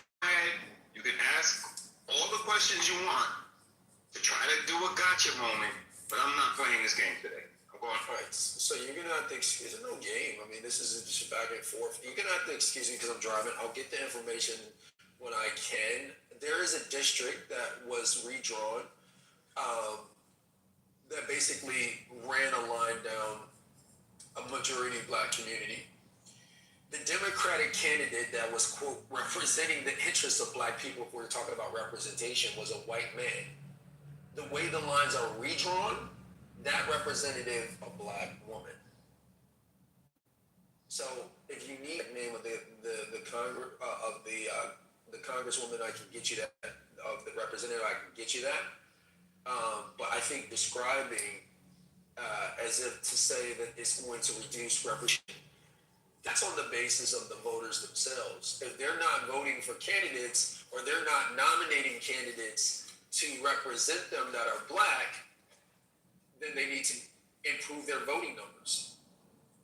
I don't understand why black people need to have black people only to represent their interests. I think that's a logical fallacy to suggest that only black people can represent black people's interess, and that representation in Congress isn't being made. One literally said that. No one.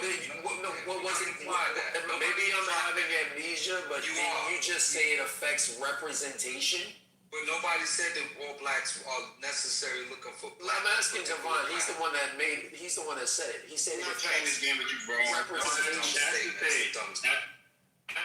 I'm not doing this with you today, bro. Have a great day. You don't have to do it with me. If you weren't saying that, then great. We'll leave that alone. I think we can both agree that only black people don't need to represent the interests of black people. So I just don't understand how this limits their representation. So we're saying still haven't provided. No, let me get to it. So to help you out, what we're saying is that the people who are being elected don't represent the best interests of the black constituency. Prove it. But no, I see. The good thing about it is, I'm Fix your Wi-Fi, Rambo. Fix your signal, bro.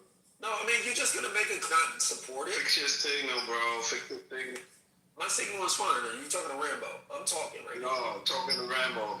But Your signal, bro. TC is speaking right now. My signal is fine.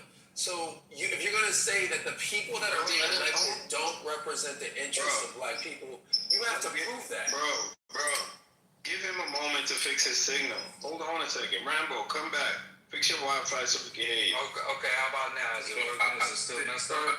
You're good. Okay, so what I'm saying to you, TC, for you to get on this stage and make this fantasy, this recent SCOTUS ruling is not going to have a negative impact on in particular the black population. It's just like foolishness, man. Like, but I didn't say it's not going to have an impact on the black population. But then you're saying, but then you're dumbing it down to make it seem now black people only trust only black candidates. Like, that's what you stated, bro, and that's just not the fact. That's what I heard Devon say. If he's claiming he didn't say that, then we can even if Devon didn't say that, I'm just saying you still have the position that you, regardless of if anybody says anything, you will make this a talking point. This so years ago for us to accept. You use the first opportunity to push an agenda, to push a talking point, which is put out by those that don't even like you, that don't want to see you. This is not fruitful. This is not fruitful. You're talking about whether people like me or not. That's not the conversation. No, I'm talking about people with your ideology. Like, do I really have to be that? Okay, good. So let's not talk about personal. Let's not talk about personal personal proclivities. Think like you. People. I'm not interested in discussing proclivities, bro. It doesn't advance the conversation. I'm gonna follow the vines, like his protocol, and I'm just do the zero tolerance. I'm going on mute. Well, all I'm asking is to just support some of the claims that you're making. That black people are not able to vote. I will say, TC, I disagree when you said that black folks don't need black representation in order for them to. I'm still in the matrix. Hello? No, you're fine. Go ahead. Okay. I disagree with TC. Keep up with everybody that's speaking. I disagree with voices. Can you just tell me who you black representation in order for them to vote? That's false, because if that be the case, then why do we have Robert F. Kennedy coming before the committee sitting there talking about that it's not really necessary for there to be any type of funding when it comes to the CDC, when it comes to the black mortality rate? That is a trope, that is a MAGA talking point. So when you say that we don't need the type of representation when it comes to recruiting black voters, and when we know that the only representation that black folks, especially black women, have when it comes to mortality rate, when it comes to childbirth, the only ones who's standing on that side of on the right side of history is Democrats. Republicans are not. But that's not true. That's very much so true. Then why is Robert F. Kennedy gutting funding for that type of research? That's MAGA. That's not the left. That's the right. And if you think the right is going to be in support of trying to support that, you're going to take off. I'm taking up, but I will allow you to answer. What I'm saying is, if you're saying that right representation is going to come from the right, from black representation, or whether that's white representation for black people, that's going to stand in the gap. Please explain and help me understand, as a voter who may be disenfranchised, well, I consider disenfranchised if I don't feel like my self-interests are being represented by that particular representative. If they're Republicans, help me understand. All right, are you done? Are you done? I don't want to. I don't want to interrupt. So yes, so yes, he was on mute. So yes, he's done. Okay. So he tried to create a scenario and would be forced to defend Robert F. Kennedy's comments, for which I don't even have context on. I'm not privy to anything that he's describing right now about us cutting fund black women health care. I'm not familiar. Maybe you guys have the clip. Y'all want to pull it up? You can. But to suggest that only Democrats have interests in protecting black women's reproductive health could not be further from the truth. The entire modern U.S. movement protects the lives of unborn black children and their mothers and protecting their health care. Know that there have been funding that's been stimulated by pro-life movements that have helped to improve pre-care, postpartum care, accountability when it comes to child rearing and protecting innocent and vulnerable women and children in abusive relationships. Maternal health is a topic when it comes to conservative pro-life organizations. So to make the argument that there are no movements or there are no efforts under the conservative or Republican banner that are interested in protecting the reproductive health care of black women is just patently false on its face. I think you're purposely trying to be obtuse though, TC. No, I'm purposely not playing into this narrative that only Democrats can protect.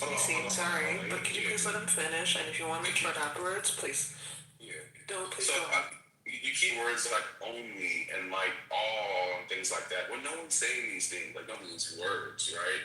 You're trying to throw them in there on purpose to act as if we said or ended that Republican have zero interest in doing this. Like, no, it's not. We're not saying they have zero interest. Maybe right? you didn't hear what the previous speaker said. I did. He can clarify for me. He literally said what you said he didn't say. Well, so he brought up a clip that you're not that you said you're not privy to. So I can really just let people land, continue.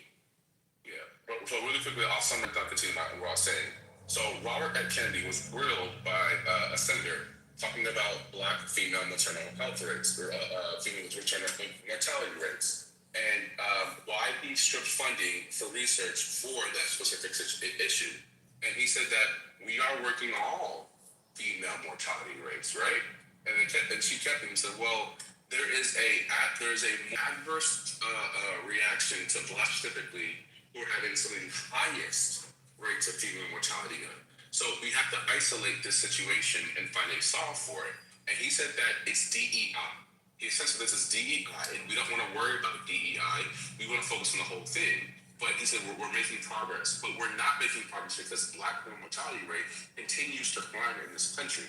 And right, when you're talking about, he said, okay, well, Republicans, like what you said was Republicans are putting in programs and things like that. Correct, they are putting in programs. But if you isolate the Republican-led states versus Democrat-led states, and you look at the mortality rate for black women when it comes to childbirth, Republican states are drastically higher, right? So when we talk about representation, about who wants to solve these problems, you don't need to say one person's only doing this or not doing this at all. All you have to do is look at the outcomes of what's happening in these states, in these districts, and you can go from there. So no one has ever said that you only need black people to represent black people in America. But if you look at statistics, you look at numbers, you look at how analysis is done in America, right? And you look at Republican-led cities and how black people's outcomes are worse off in those areas, right, than the Democrat-led cities. They want Democratic-led leadership. So yes, it behooves them to be able to have Democratic-led people in their area, which they had. So gerrymandering the district to cut it out to where they cannot have that, knowing that Republicans' worst outcomes to black women and the mortality rates or black people in general, right? That's the issue that we're talking about. So you don't have to rope it into all one big summary and say only or all or none. We don't need absolutes. We're looking at the results of these specific groups of people and how Democrats won those individual groups and how Republicans won individual groups, and that's what we're talking about. So you're never going to get a debate out of me for creating space for nuance and complexity in the conversation. Okay, of course there's always nuance, but I'm not the one that pushed back against nuance and complexity in the conversation. It was the previous speaker, and I have to apologize. I am driving, going to a meeting in the city, New York, so I'm not looking at my phone. But if my memory serves correctly, he says, no, TC, I have to push back against you.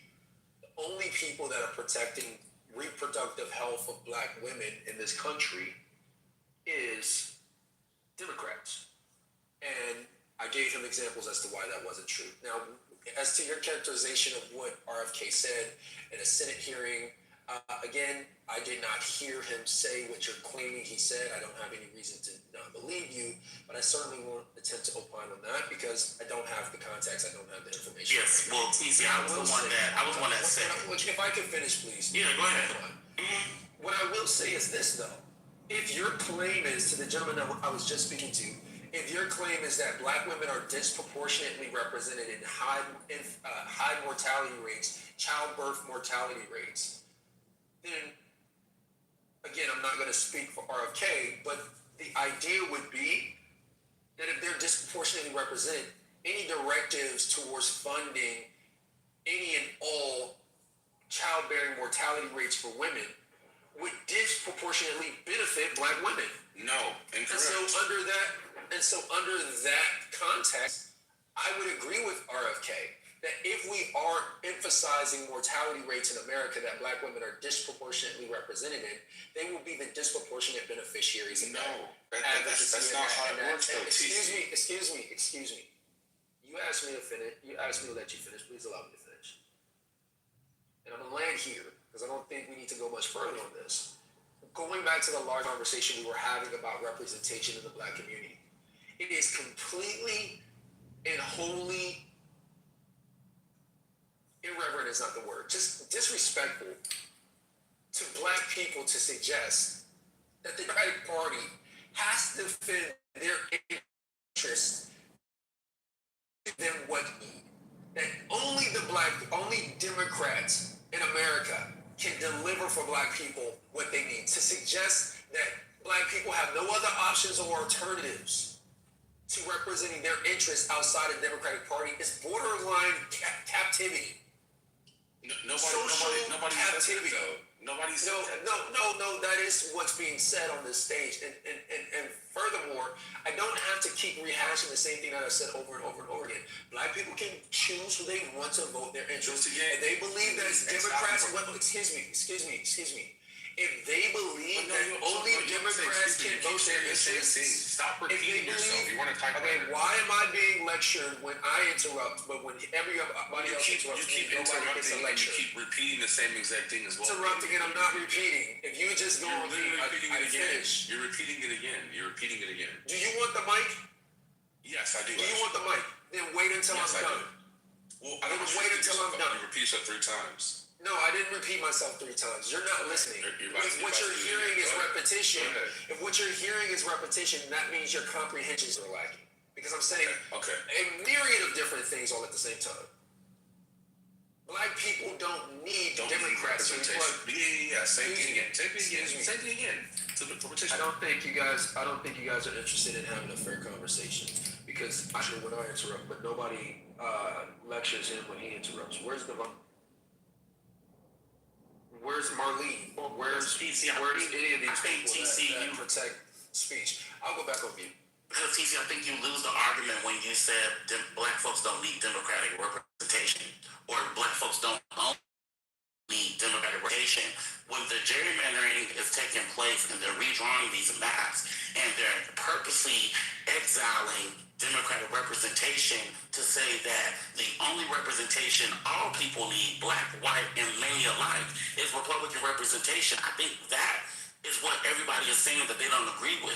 Yes, gerrymandering is bad on both sides of the aisle. No one is disagreeing with that. But I was the one who did state that from my vantage point, the Democrats are the only ones who are protecting reproductive rights for women, of all women, primarily black women. I don't show anybody on the left side who's pretty much for making sure that the mortality rate in the South, where a lot of black people live, is equally protected as it is in the North, West, or wherever there are other black people are located. I don't hear anybody from the right side saying, well, what can we do about the black people, about the black women who are disproportionately targeted when it comes to the mortality rate. I don't hear that. And if those conversations are being had, please excuse me for my ignorance.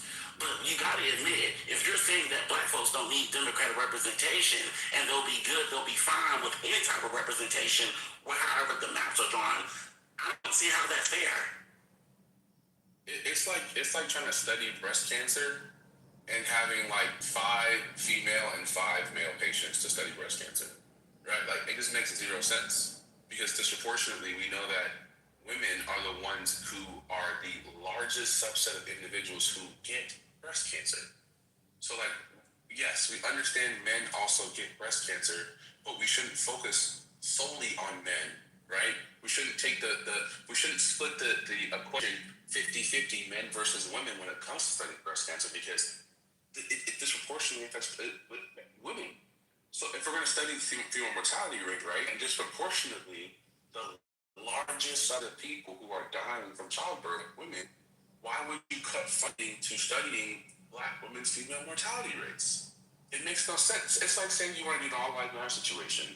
Like that's what like people are trying to get you to understand is that you're not using like statistical analysis. You're using everyone needs to be covered. Everyone needs to have a fair whatever it possibly is. And we know that isn't an issue. That's like saying you want to worry about population of funding schools, and you say we should give every school in America $5,000. That's not going to solve the problem. We know that the people on the bottom have to disproportionately have a worse education system. More money should go to that system than overall the top of the people. But people don't get proportions, and so that's why it's like that's how the conversation is going to fall on deaf ears, right? You can literally look at Democrat-led cities and states versus Republican-led cities and states, and look at the mortality rate for every race. There's not that overall. The Democrats are. You're saying the same thing. You're saying the same thing over and over and over again now. Yeah. So can you point to this claim that how you can? You're saying you're making a claim that RFK said he's cutting funding to address female mortality rates. Okay. Can you cite that source? No. That's not what you said. You said in an interaction with a congresswoman or a senator, he said he was cutting funding for female mortality rates in childbirth. So tell me can you point me to a source? Yeah, all you have to, I know you're driving, so you can't even read it, right? Do you want me to read it to you? Is that what you want me to do? Yes, yeah, that's fine. Read it to me. Okay, all right, let's ask real quick. I know you said you didn't hear the conversation on Capitol Hill. Nor did you have any understanding of it. So I'm just going to type into Gemini, what funding did RFK cut for Black female mortality rate studies? Seems like he has all the information for all of his points, but every time somebody mentions something else, he just has no. Like, what kind of research? It's okay. It's okay. Both sides of the thing is crazy. It's okay. First off, that's not true. Secondly, it's okay. It's not what I asked for. Sorry, what you're searching is not what I asked for. What are you talking about? I asked for the specific reference that you made that when RFK was having a conversation with a congresswoman or a senator, that he said he would be cutting funding for for female mortality rates in childbirth. That's what I'm asking for. Where is that clip or that reference? So it's helpful. For one, the program was called Healthy Start. Healthy Start program, which is specifically designed to reduce infant mortality rate in high-risk, disproportionately Black communities. The NHS grant cancellation, or he paused another one named the Black Girl Health Act, right? Or the Black Girl, whatever. I'm saying it's wrong. He got the health and nutrition fit as well too, because these things are all DEI related, is what he said. This is what he said. So I'm saying that I gave you one. That's not what I asked. I gave you the program. Well, here's the program is called. Hold on. Slow down. Because you're doing too many things right now. First off, what you provided is not what I asked for. That's number one. Number two. TC, that's not fair. If you're saying TC, that's what we're talking about. That's hold on 1 second, guys. Shake this framework. If what you're saying is that RFK cut funding because he considered it DEI, that is materially different. No, that's not. TC. Let me calm down. TC, come on now. Materially different. TC. He's saying I'm cutting funding for mortality rates from women in childbearing. No, Black women, TC. Black women, TC. Black women. Yes, sir. Right. All right, you guys are done. That is materially different than what you No, guys it's not. are saying. We've been saying black women the whole time. If there is a program that's set up in the government that is a DEI program that has been decidedly dismantled by the Trump administration because it was inherently unfair, that is materially different than saying RFK is unfair for black women and mortality rates. Stop. Can you let the class know real quick? How is it unfair to research and study black female mortality rates, considering that they are the highest rate of black female mortality? That's not the claim that I made. I said if RFK is saying that he cut a DEI program, that is materially different. So than yes, saying that RFK cut studies specifically because it was for black women and their mortality. This is okay. That's what it is. He cut this program on study because he called it DEI. So explain to me how is it DEI to study the largest subset of people who have the highest female mortality rates? How is that DEI? He's on the phone now. He's not. He didn't answer the phone call. Yeah, he's on the phone call. He didn't answer the phone call. He didn't answer it. Okay.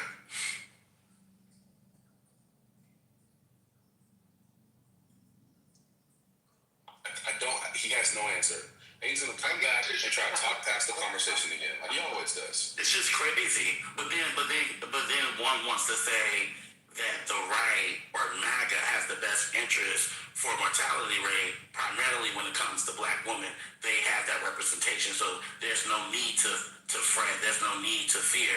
The Republican Party, MAGA, is here because Democratic representation is not necessarily needed in order to have a thriving economy. Get the fuck out of here with that. That's when you lose the plot with me.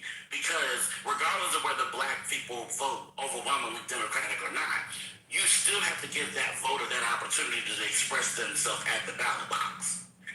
We can't all be so uptight in our standards and feel as though, oh, well, I've got my degrees, I got my certification. Hell, you ain't got to have a high school diploma to know that if you want to be able to vote, that's free choice. I'm appalled. You know, and I like what Don was saying about the statistical relevance of it all, because if you don't focus on a specific target, it's very hard for you to understand the variables, you know, that are swirling around. So it only makes sense that regression would be done.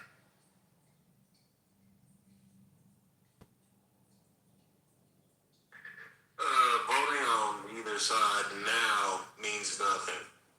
Both sides are bought and paid for by you know who, so no, it really doesn't matter.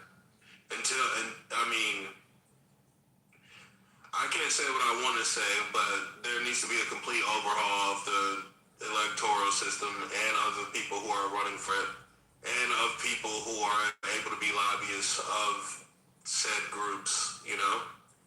You know exactly, if you have any intelligence, you know exactly who I'm talking about and what I am saying. So where does both sidism get us at this point? You said what? Where does both sidism get us at this point? Nowhere, brother. The same exact point.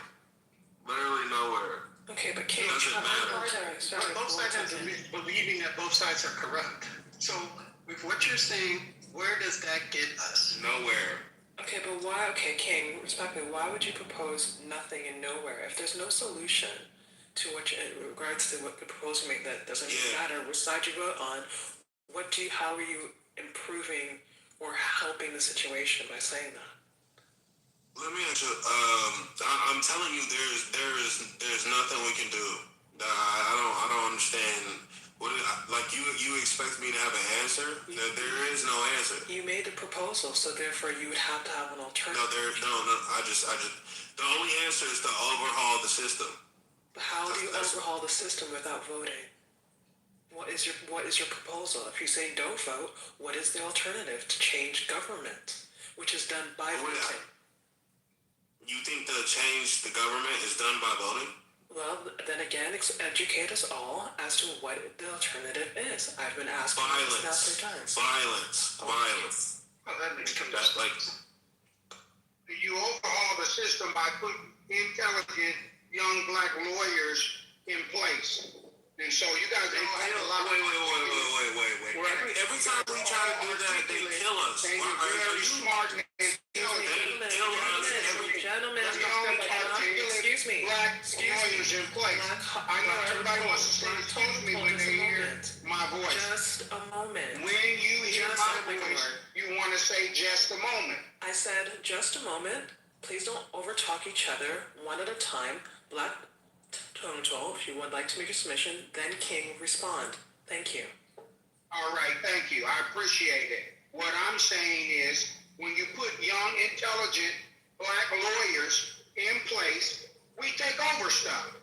But when all of our youth are complacent, the young people in their 30s are playing around and playing games and focused on the wrong thing and not focused in politics, I have to start depending on Generation Alpha to do things that Gen Z should be doing.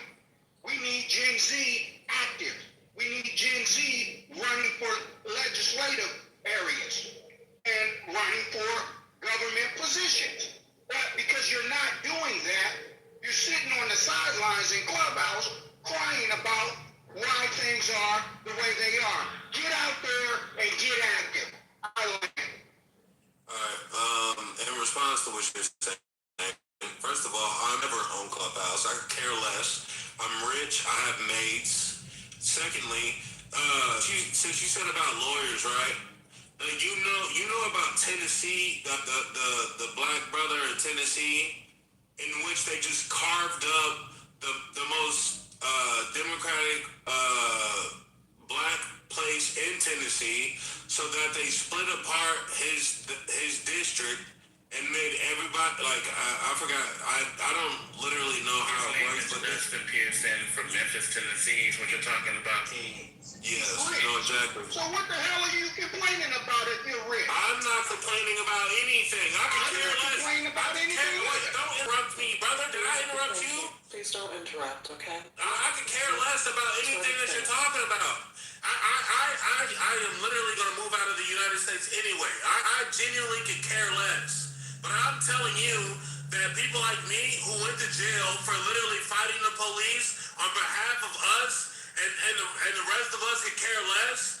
Nobody, y'all really don't care for real. I don't care about nothing you're talking about. Like you sit here, it's performative. Everything that you do and talk about is performative.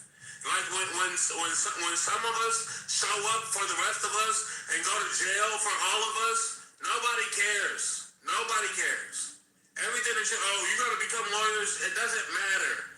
Because everybody's, you know what I'm going to start saying? Everybody is bought and paid for by AIPAC. Nothing matters. Until violence happens and we overhaul the system, nobody cares. And you talk about the lawyers and all of that. They shot every one of us in the face. Brother, go get your dreads washed and get a ticket and get the hell out of the United States. No. I don't wash my own hair. I have people do that for me. Sorry. God. What the hell are we listening to? Yeah, I don't know. Where are we at? Like, yo, man. What's going on? We can't get no quality conversations. Like, this shit is just... And you know what? Imagine that the person starts attacking my hair when I start making relevant conversations. I mean, you interrupted me to begin with. I know. Go ahead. I didn't interrupt you. I thought whoever was speaking stopped speaking. No, I stopped speaking because he interrupted me, but go ahead.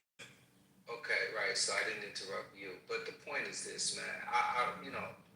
Sometimes I just want to hear some great conversations. And today, for some reason, it just seems like, I don't know, it's just everybody's, well, not everybody, I won't say everybody, but you just have some key individuals that just look at the quality of the communication. It's annoying.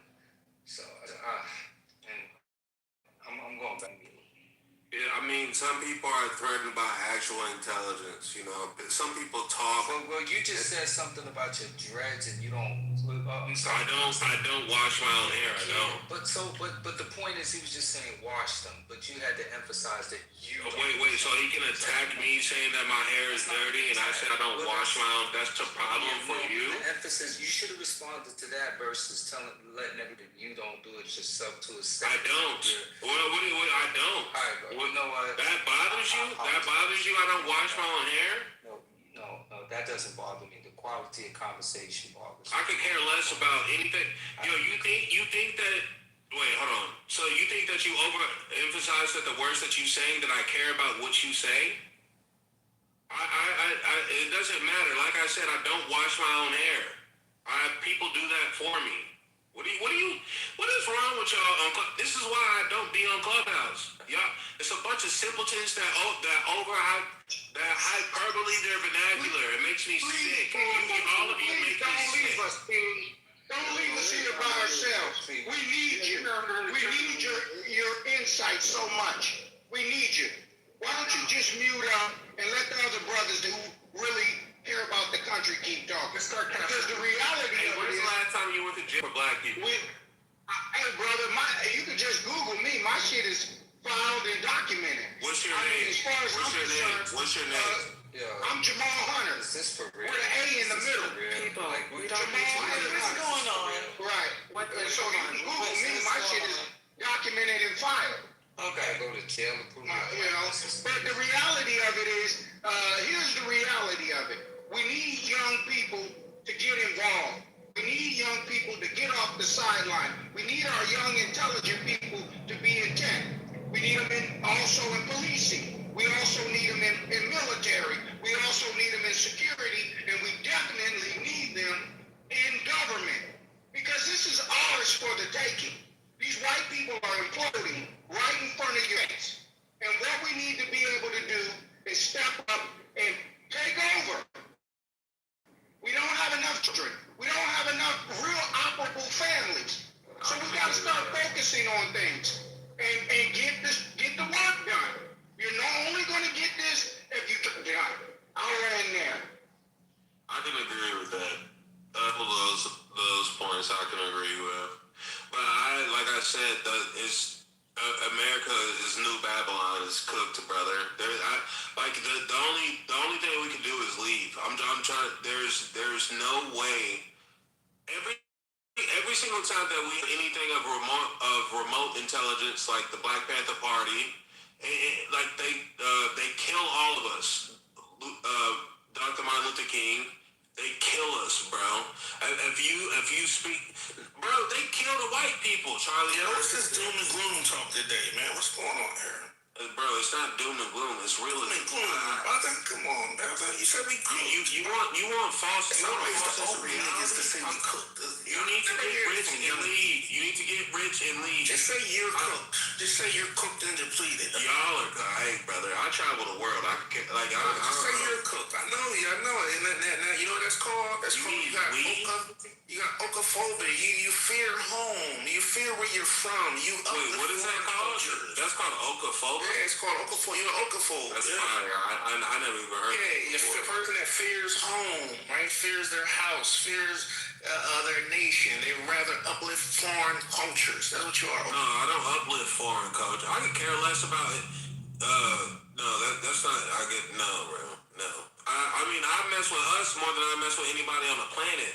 But I just realized the United. You're right. Let me not. I mean. I don't. Okay, by the way, the phrase is "I couldn't care less." Just so you know, I'm not being an asshole. I'm just telling you something, just so it doesn't sound. My bad. I'm eager. Speak English. I could care less. That's not the It's mathematics that I care about. English, I could care less. Hold on, okay? So that's one. You obviously do care, or so you wouldn't be on Clubhouse pining, okay? So it's okay to care. That's two. Now three, what you're saying, proposing that every black person leave America, I'm assuming just the United States, or not North America altogether, you know that that's not going to happen. So why don't you focus on adding something positive that's actionable and realistic than all the negativity. Because yes, you have a point. I'm not saying that people. It's not this. It's we all know that that anytime that Black people have ever tried program training, they've come after. Hold on, I'm not finished speaking. Eggs, bacon, and what is it? King, please don't interrupt. You right, exactly.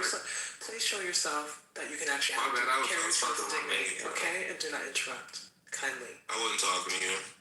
You're talking, period, while I'm speaking. Yeah, I wasn't paying attention. My bad, bro. Well, then why are you on stage? If you don't want to pay attention, I can put you into the audience and you can just kindly listen, or you may leave. I was talking to my maid, bro. Chill out. Put yourself on mute, then. Thank you. Thank you. Now, what we come up with is just really negative statements that don't move the needle. It's not moving the needle. It doesn't help anyone. We can't all leave North America and go, I'm not sure exactly where we would all go, much as in the millions and millions. I guess Africa, that's a whole other topic and a whole other issue. So besides that, why don't we focus on what we can do? Positive and actionable things that we can talk about instead of just gloom and doom and negativity. It doesn't do anything for anyone. Okay, I have a question. We've got a lot of intelligent young people. Black Totem Pole, just 1 second. Sorry, did you have a question for me or to the audience in general? No, to you. So, where has voting gotten us to this point? Well, voting Democrat, it doesn't matter. I could care less what's considered. But you can't. You know exactly what I mean. Like I said, English. I failed English. I succeeded in science and mathematics. I could care less. You can learn that. You have the opportunity to learn. I don't care. I could care less to learn. I don't care. Don't interrupt me. Respond to what I'm saying instead of attacking. I am responding to exactly what you're saying. I don't actually have to. I am responding to exactly what you're saying. Okay? You're playing semantics. It's disgusting. I'm not about to get into a back and forth with you. You don't actually, one, not listen, and two, you're just not going to absorb it. Because as you said, your education is poor, so you don't care. You couldn't care less. That's not what I said. No, you said you couldn't care less. No, I said English I could care less about. Okay, mathematics and science is the only thing I care about. Okay, cool. I didn't work for Tesla caring about English. Cool. And writing words. Cool. I build things. Look, brother. Cool. Look, young brother, and we're happy that you do build a certain amount of arrogance in your tone. Indubitably. Hold on. Wait a minute, brother. I'm gonna land. And what I'm saying to you is, if you're gonna talk about these political issues, you're gonna come on here and be very arrogant, and you spewed how much you're paid, how intelligent you are, how you say anything. All this stuff, you've been very, very arrogant, and we've all picked up on it. But here's the thing, and you're doing the community a disjustice by not using the mathematics and science which you excelled in and creating jobs for your community. Instead of doing that, you went to work for a white man. You went to work for a white man. You're not creating anything. You're a liar. And you haven't created any jobs. You haven't created work. You haven't created any factory. You haven't created a product. Everything you've done is a service for a white man. That's what you've done. You've done service.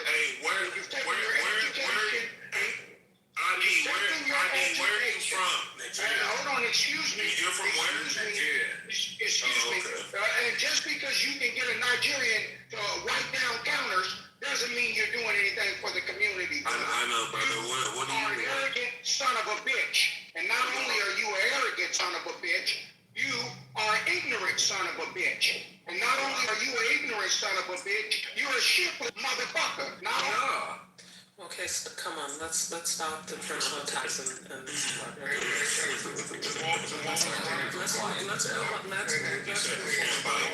was spot on with everything he said, though. Yeah, yes, he was. But let's not degenerate the conversation further. It should be in there. I apologize. I mean, I my bad if you feel that way, bro. I don't know what to tell you, but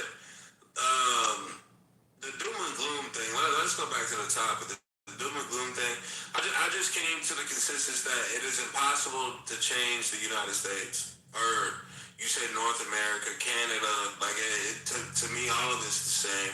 The Western world is cooked. Like, I mean, I apologize. Like, I mean, there is no amount of money, like, sure, like, I can save, the Bible says only 144,000 of our people are going to be saved anyway. So a lot of us are going to be fried, and I mean, it sounds fucked up, but it just is what it is, bro. And you saying it's arrogance and all, it's not, bro. And like, I literally went to prison fighting for us, like fighting the police on behalf of us. It didn't matter. Voting didn't matter. Voting for Obama didn't matter. Voting for... You said you were the president. How long were you locked up for? Like 2 years, bro. You locked up for 2 years to fight that police? Yeah. And I did a year in solitary for starting a riot. But none of that shit matters. None of that shit matters. You don't do. Why are you honest with this, guys? Wait, what? You think I'm lying to you, bro? For what reason do I have to lie to people on Clubhouse? See, that's the problem with y'all. Y'all so used to people telling y'all a lot. I don't even... I mean, people do lie on Clubhouse all the time, though. Yeah. Like, there was a guy on here that said that he was like a rich basketball player and he literally lived in the projects with rats and roaches. So I don't believe nothing. There was another person that literally faked their death on here for GoFundMe money and came back on the app and said that they had a brain injury. I don't know. All you motherfuckers lie. Nothing. Wait, what? Nothing you people do on this app. All you motherfuckers are ours. I mean, are you for real? You said you faked your... Yeah, it was a girl. She faked her death season 1. Her name was Goldie or some shit. Yeah, that's why I got up, bro. I was invited to come on this app. Like, you remember when you had to like to be on here? I'm out at doing something, but can you guys, without the conversation, do you want me to reset the room while I'm walking? Because I can reset the room. We're having a very important conversation. And I left very competent people here to moderate while I'm doing something. And if you could just give me another hour or two, no, just an hour. So let me just reset the room. Thank you guys. I don't know why this room is still open, but I appreciate the time. I really don't. Because I went to sleep and woke up and went back and now I'm out in the streets trying to get things done. But you guys, listen, you guys were having, welcome to the 420. You guys were having a very good, deep conversation. And Marlene, did you notice we had all the players on stage and it didn't go left? We had Manfinity, we had Mountain, we had Band, we had Hurricane, we had Anthony, we had TC, we had, can you imagine? I was scared to death. I'm at my daughter's recital. I was scared to death that this room was gonna blow up and get ignorant. But it actually was a very good space with intelligent people, knowledgeable people, bullshitters, unintelligent people, non-knowledgeable people, MAGAs, non-MAGA. It was a great space, and you guys have been open literally for hours since 6 o'clock. No, it was actually 9 o'clock New York time last night. So I appreciate you guys. I really, really do. Thank you so much for coming in to have this important conversation. If you have a pink ticket at the bottom, please cash your ticket in because it's very hard for us to ping one at a time every time we do open. So let me reset. There is a clip that I want you guys to listen to. I'm going to put my phone on music mode. It is very, very important. And it's also very, very informative. So if you could just be patient, take your meds, inject something, insert something rectally, drink something, just calm down for a second. Something. You found that funny? Yeah, that was hilarious. Well, we gotta do sometimes what we gotta do. It's no dig, right? So here we go. I'm gonna do this, and please be patient with the audio because it might be a little shaky at the beginning, but once again, you are really going to get something out of it. Go back here, find out which one it was. Give me just a second. I hope everyone's having a great Saturday. Let me go mute for just 1 second. Make sure this is the right one because it's not like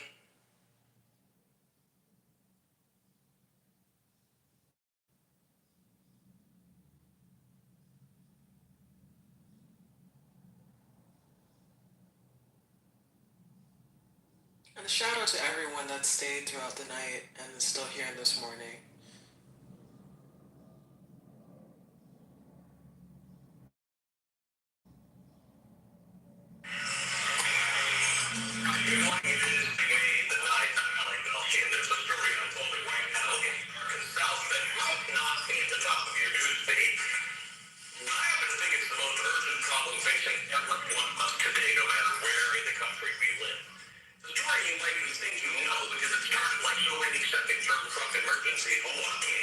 Can you guys hear this audio? Yeah, we can hear it.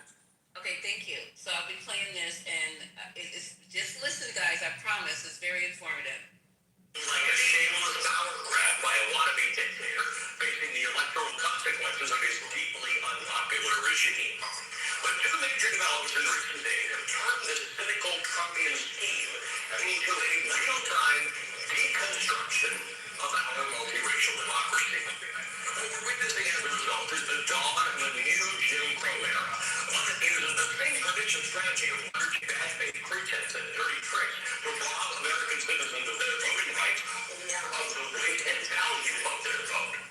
The first part, the laying of the groundwork, you probably remember. And Donald Trump was afraid of his party losing the midterms because his policies are so fantastically unpopular, so he set forth a plan, quite openly, of targeted gerrymandering to rig congressional district maps so that Republicans would pick up extra seats without picking up any extra votes. It began in Texas with a phone call from Donald Trump to Governor Abbott. Last August, Trump stated his desires very plainly.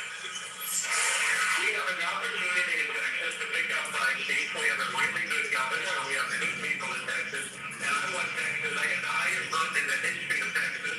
You probably know. And we are entitled to I want it. Entitled. Express state to state, anywhere with a Republican state house. One of the only GOP-led states to block the request from Trump was Indiana. A handful of state senators, Republican state senators, voted down the effort to change their state map.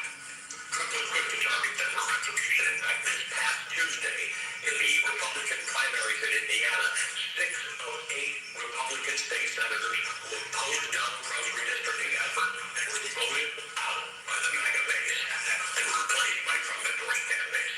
Now, across the country, some Democrats fought back. In California and Virginia, both states which believe that redistricting should be nonpartisan, Democrats organized referendums to allow voters, the ones who actually matter, the choice to adopt new maps as a sort of a counterbalance.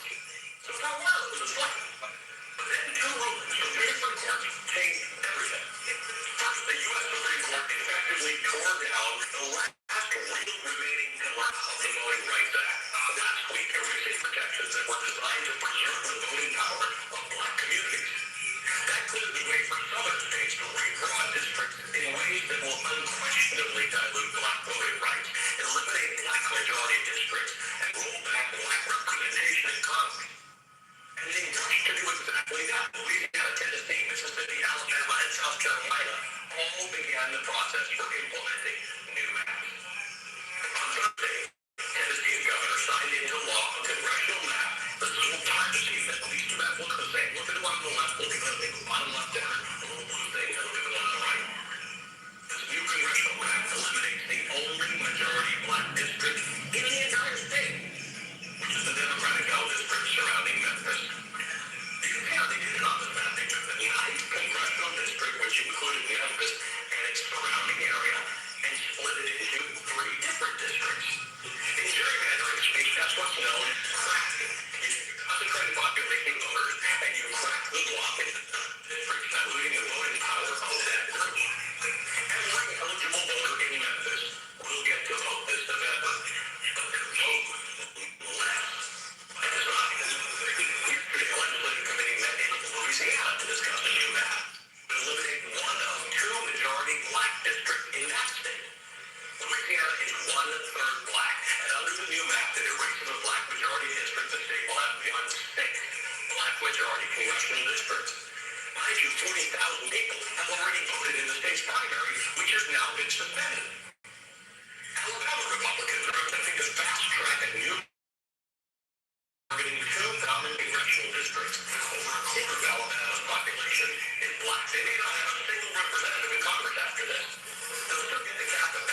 effort, but their votes will mean less. By design, Mississippi Republicans will convene for a special session on May the 20th to discuss the Supreme Court battle. And took Florida Republicans no time to pass a new map targeted for Democratic states. South Carolina Republicans are trying to eliminate the state's lone Democratic seat held by Johnson. They said that the leader there is but if they do push forward, they will have to be their state's primary. Today, the other issue brought the Virginia Supreme Court ruled that the state's new map, the one that would have benefited Democrats, the one they voted in 5 minutes of Virginia a couple of weeks ago, is unconstitutional. Was essentially procedural. The referendum to redistrict was a constitutional amendment, and Virginia has a strict process for enacting constitutional amendments. In a 4-3 split decision, judges found a flaw in how the referendum was brought to Virginia voters, and they threw it out, without regard to the fact that Virginia voters voted 2 weeks ago to approve the amendment, which is to say that the Supreme Court Virginia has invalidated 1.6 million votes. It's invalidated the clear preference for Democratic governments in Virginia that Virginia voters have voted for loud and clear since last November. You wonder how in a functioning democracy we can land in such a place where Louisiana's governor can suspend an election to push for a new map. And in Tennessee, it takes 4 business days to disenfranchise Armenian black voters. Florida and Mississippi and Alabama pushing for a new map, but Virginia can hold the whole election to decide on a new map by talking vote, and the will of the people gets tossed out by the courts. It's like flashing white warning lights that we're slipping out of being a functional democracy right now in real time. A patchwork legal system for drawing congressional maps in some states, like California, has a nonpartisan redistricting commission. Virginia is also bipartisan. And other states leave it up to their legislature. In Alabama, Mississippi, Tennessee, Republicans hold veto-proof majorities in the state legislature. Doesn't matter because the governor's not Republican anyway. They wouldn't veto it. But this means fewer legal hurdles. In Florida's case, this ignored their state constitution entirely. Back in 2010, Florida voters passed an anti-gerrymandering amendment. Florida's new map is being challenged on that basis, but the Florida Supreme Court is packed with Ron DeSantis allies. So again, it's not going to matter. Let's be clear, the system diminishes the power of everyone's vote.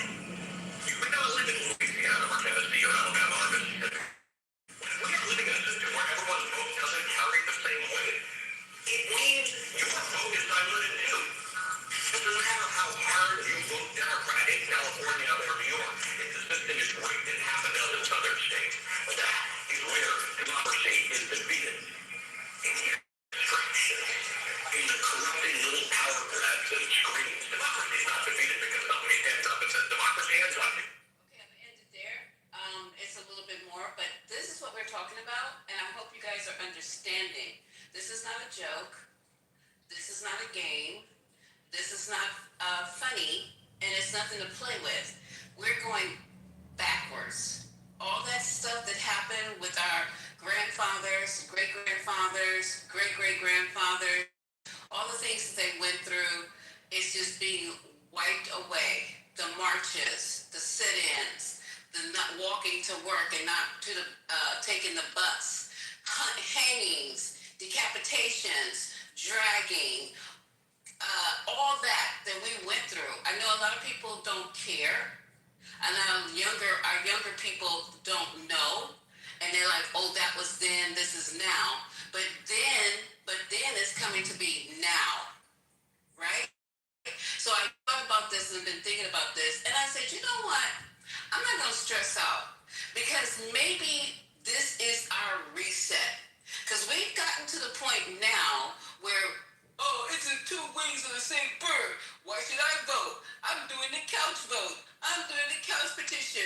Well, we got all kind of crazy. I didn't vote for her because she's not black. I'm not doing this because it's insane that we're the only people in this country who went through the kind of trauma and devaluation and demoralization and all these words I can come up with to be able to vote here after being brought here as slaves, after in chains.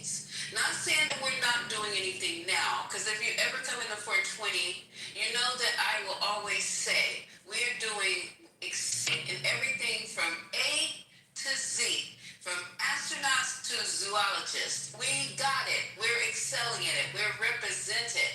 But what they're trying to do, if you look and if you understand, it's just eat away, DEI, affirmative action, HBCUs, this, that, and third.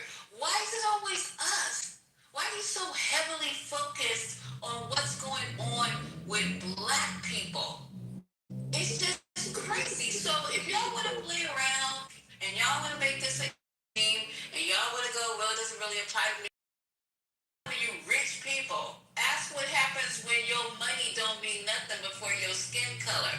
Go back and look at some of that. People thought because they were so rich they weren't Black anymore. Right? Okay, so anyway, like I said, I was walking down the street and I'm gonna land my plane so you guys can continue with this important and interesting conversation. All right, love you guys. Clubhouse love only. Thank you. Land my Misa, thank you. I can ask you one question, yeah? Because, you know, I got kicked out of another room, innit? So I came to this room, innit? Because I was talking about American politics. And they didn't like what I had to say, innit? It's like, you're not from America, you're English, so you can't say that. And I'm just like, wait, what the fuck? So I come here now and you don't say the same shit, like, what I want, it's like, and it's not, I'm not taking the piss out of Black Americans because you got your own things, isn't it? Like, it's just like, is there no other way? Like, is there no other? You got something to say? Oh shit. Dude, are you trying to be productive here? Like, what are you getting at? Like, I'm always productive, man. Always. So what contention do you have to say? So my question for people who didn't vote for Kamala, how much is everything we're going through now worth you liking her laugh and not voting? Alright, so that's what I want to know. Alright, in response to what you just said, Big, I'm gonna go down the line. Big, what you just said, it wouldn't have fucking mattered. First of all, you think because I don't even know, like they said about Barack, I don't even know if she's for real Black. Firstly, secondly, do you know what race is her husband? Tell me right now what race is her husband. This easier kind of conversation, you know. Does that matter? Look, I'm from Senegal. Wait. So her having a Jewish husband doesn't matter? Is that no, it actually doesn't. No. I digress. I no longer care. I give up. No. I'm beating a dead horse. We're talking about candidate. Kamala Harris was the candidate, not her husband. Are you African? Are you African? This is sick. Are you African? Yes, and I have a bean badge, and I can tell in this room. Thank you. Yeah, of course you kick me out. Of course you would. Yeah, of course you would. You can't. Yeah, you literally can't. What's going on? What? Laughing doesn't. This is you know. Okay, I want to talk about Misa hilarious. Because Miss Misa. No. Sorry. And y'all are asking. Yeah, it's okay. Mama, do 1 second. Okay, it was I that muted you because you're interrupting. Now, you haven't actually answered his question directly, and if you weren't planning on answering his question directly, you don't need to answer, especially since you can repeatedly stated that you don't care. So you're really talking a lot about a subject you don't care about. Now, Life, I'm not sure exactly what your question was or your statement, but you have something positive to contribute that would add substance to the discussion, by all means, feel free to say it. I just want to say. I'm the first minister, Marlene, for the press newspaper, because I'm an Englishman. Can I just say, y'all still open? Hey, Mark, yeah, it's literally never closed. It literally never closed, and we're still I guess I'm going. glad I didn't boom this room at 11. You know? Can you imagine we're going to boom the room like at 11 o'clock, and it's now 11 in the afternoon, at least my end, which means, yeah, that is crazy. We've literally been open since last night. Since yesterday. I was in the room at the crack of dawn, and it was still like very much lively, and it wasn't even dead conversation at any point. It's been going live, period, all night, all morning. So, yeah. I pick up your souls and that for letting us hear the listening experiences that you're providing. I appreciate that. For me, I don't have a negative bone in my body, to be fair. Like, that's answer what you're saying, like what I'm here for. My intention is to wake up people who are sleeping. That's all. And what I mean by that is, well, from 2026, yeah, from the start of this year, I've started that. I felt a disdain for Black American politics. And when I say Black American politics, it's like, well, I think Black America should actually introduce their own political party. And I've been talking about this since the start of this year.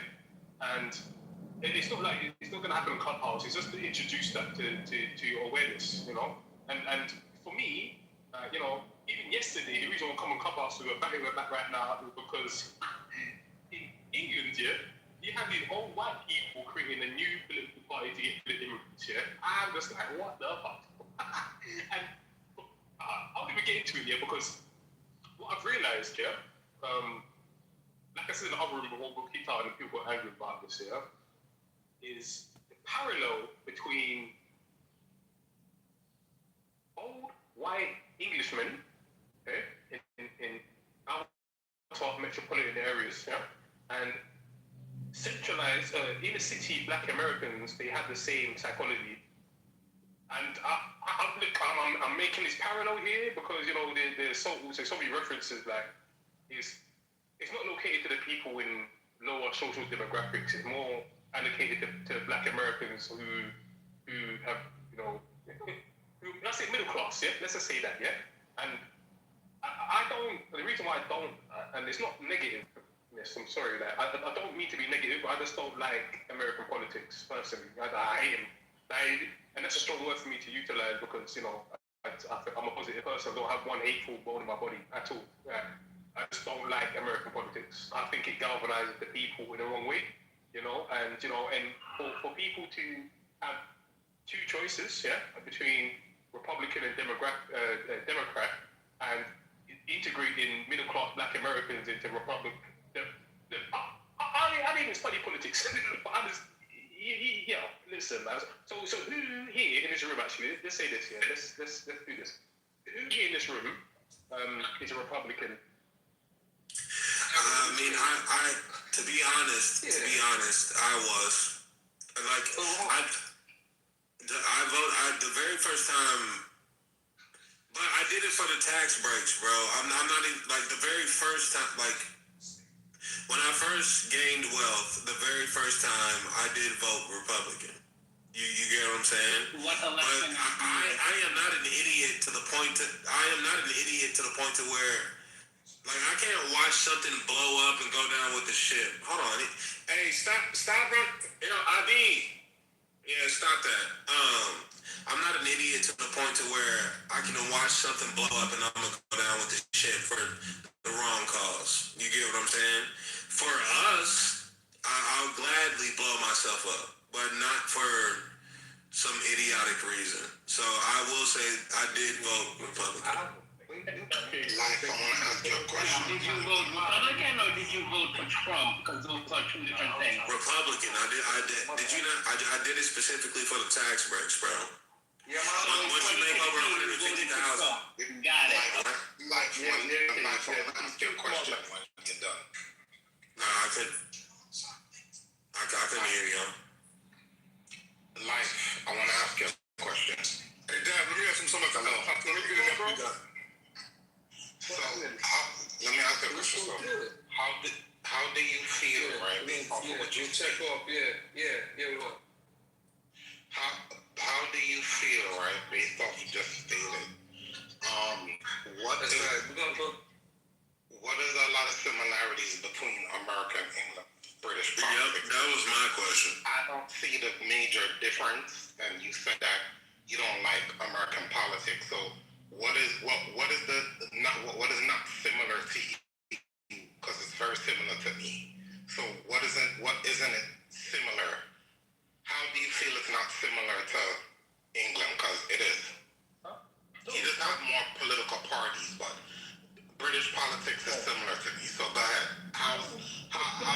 what is it you don't like? What is not similar? Or what is similar? I don't agree with that. Okay, yeah, no, cool. So you're saying what is okay? So what do I mean? What I said? So like I said, I agree with you. I didn't say the opposite to that. I think that American politics and British politics are the same. It's just personally, I'm bored of it. Yeah, and I've realized that maybe 10 years ago, and when I started to realize, because so basically, so I built a cap, yeah, in Smitty, I didn't graduate from high school. Oh, I mean, look, all I'm saying is, I don't know about all that, but all I'm saying is, though, yeah, like, I graduated from School of Life, yeah, just to answer your question if you want to get off, yeah. So, even moving forward from that, though, for me, the parallel between the cultures is because you lot are from British culture, essentially, yeah, like, not just Black America, there's American culture in general, is based off English empire. And, you know, I'm an Englishman. It's just, for me, personally, right, when I see middle class Black Americans integrate because of Donald Trump, I think it's quite dangerous. And so I'll give you an example. Integrate. What do you mean by integrate? Well, assimilate, integrate, osmosis. I mean, like, with it, salt, pepper, like, what? That's also the same shit, boy. No, but what do you mean by that? Are you saying like me voting? Like me, like to be honest, I didn't vote because I'm a felon. But if you would have asked me what my political affiliation was at that time. Hold on. Let's stop the nonsense, yo. Kid, did you just say that you voted for Trump because of your financial bracket? Jeez. Yeah. But now you're a felon. But like, come on, yo. Why y'all listening to some nonsense like this? Bye. Have a good day, bro. Thank you so much, boy. Thank you.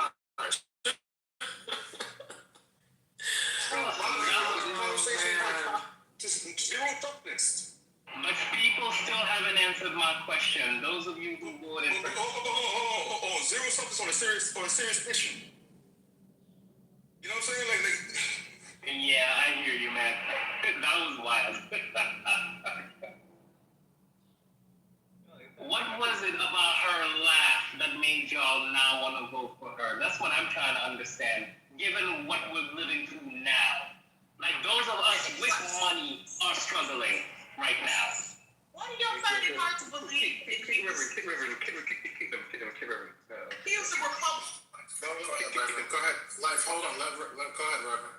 Yeah, why was it y'all find it hard to believe that he was Hold on. It was going back to that, and I'm not doing the nonsense with Reverend. It's gonna be a dumb fucking question. No, damn. Trump is a felon who is affluent. Like, Reverend, clearly you didn't listen to what he said. He said he voted for Trump, but then he said he's a felon. A felon can't vote. So which point do you understand? No. It depends. Have a good day. Okay, have a good day. I know that. I'm not even American. It's a serious topic. You're not doing the nonsense with thinking mentally ill today. Have a good day. Yeah, what's going on? Wait, what happened? You guys, listen, I'm gonna tell you something.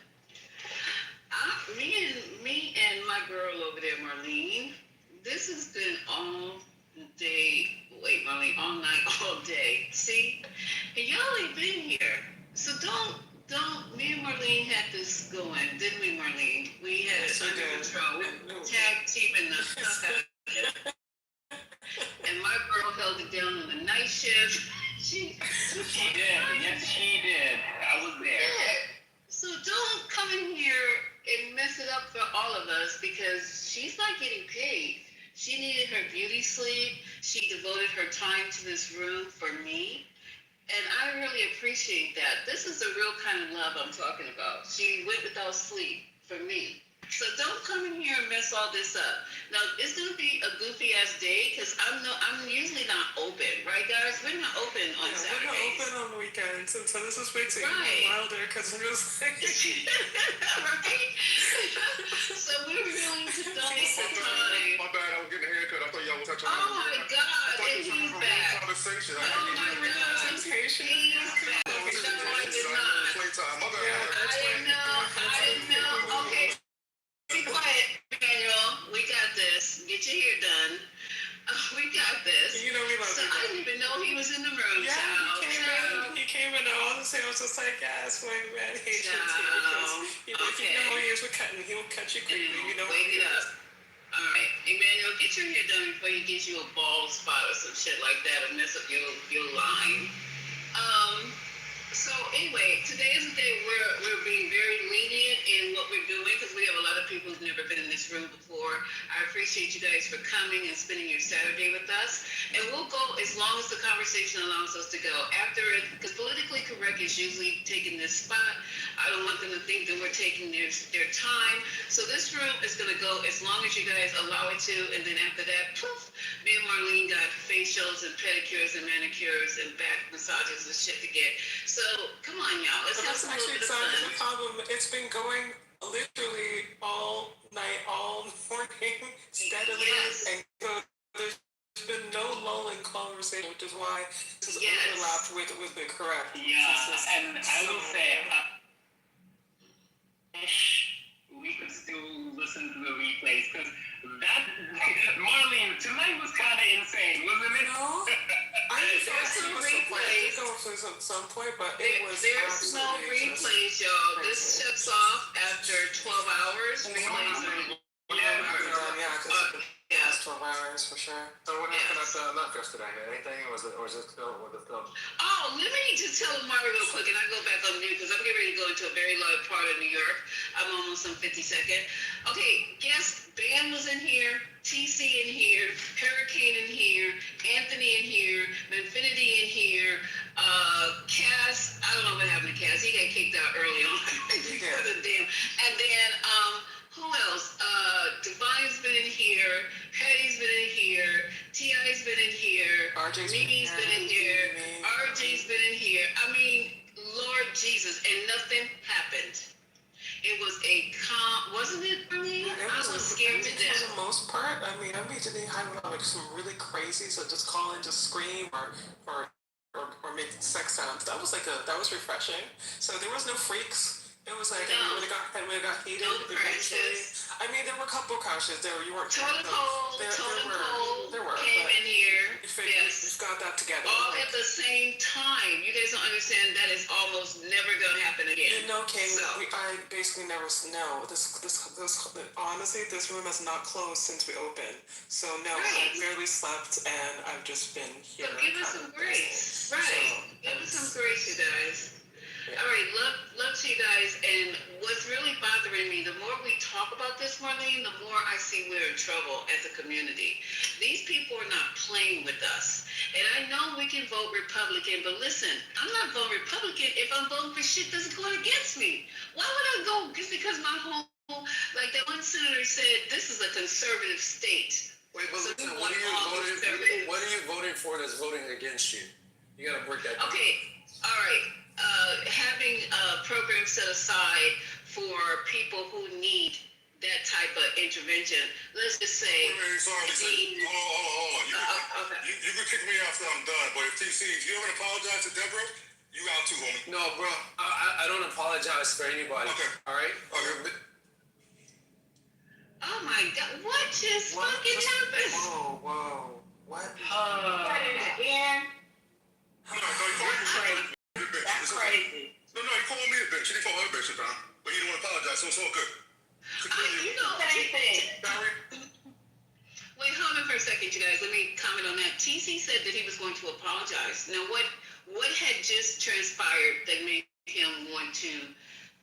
I don't understand. See, I don't understand you guys. I'm a whole-fledged grown-ass woman with responsibilities, and I have a lot of integrity. So I think I do. So if I do something disrespectful to somebody, you guys have heard me apologize to the point I'm looking weak on this app. So TC said that he was going to apologize. He said it. He said he was sorry. Now, what just fucking fucked up happened right there? I didn't know he apologized. No, he did not. He did not apologize yet. He's been talking the whole time. And that's why I texted you to ask.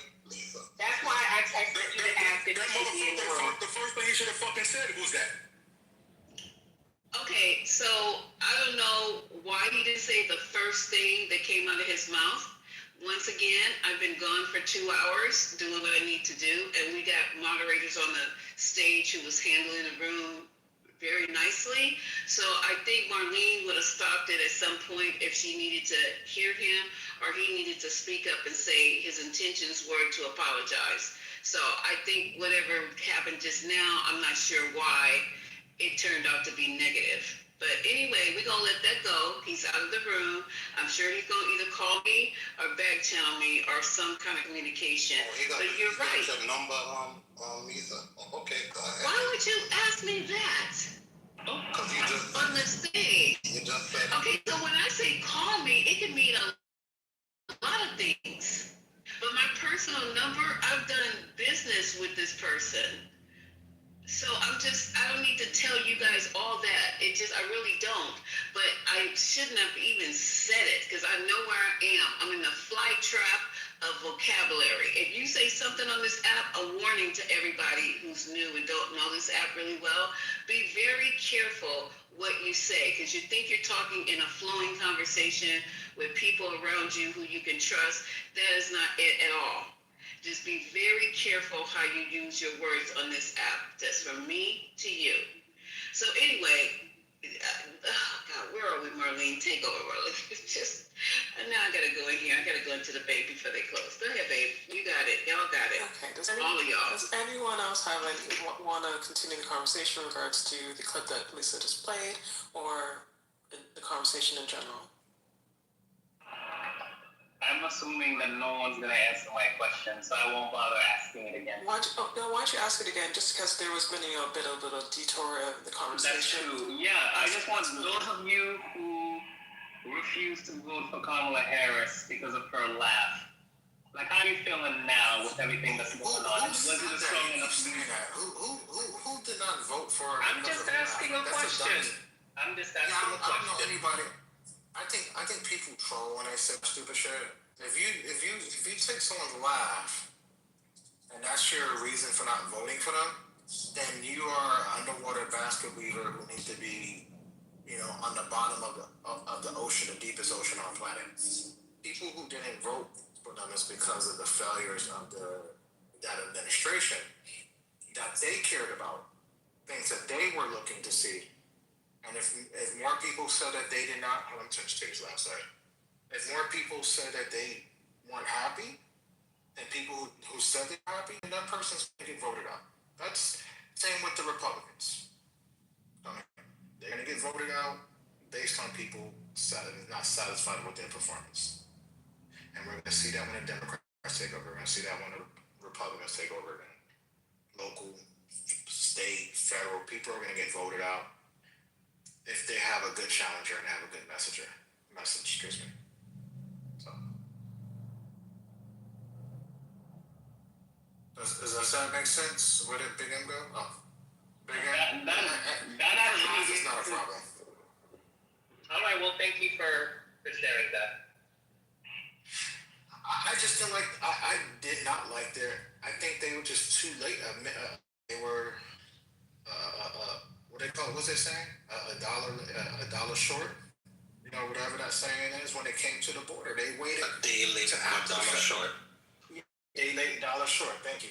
When it came to the border, they spent 2 years saying everything is good, and then when I said, "Shit, people actually see it's not good. Let us go back. Let's try to find this bipartisan legislation." Right? A year before the election.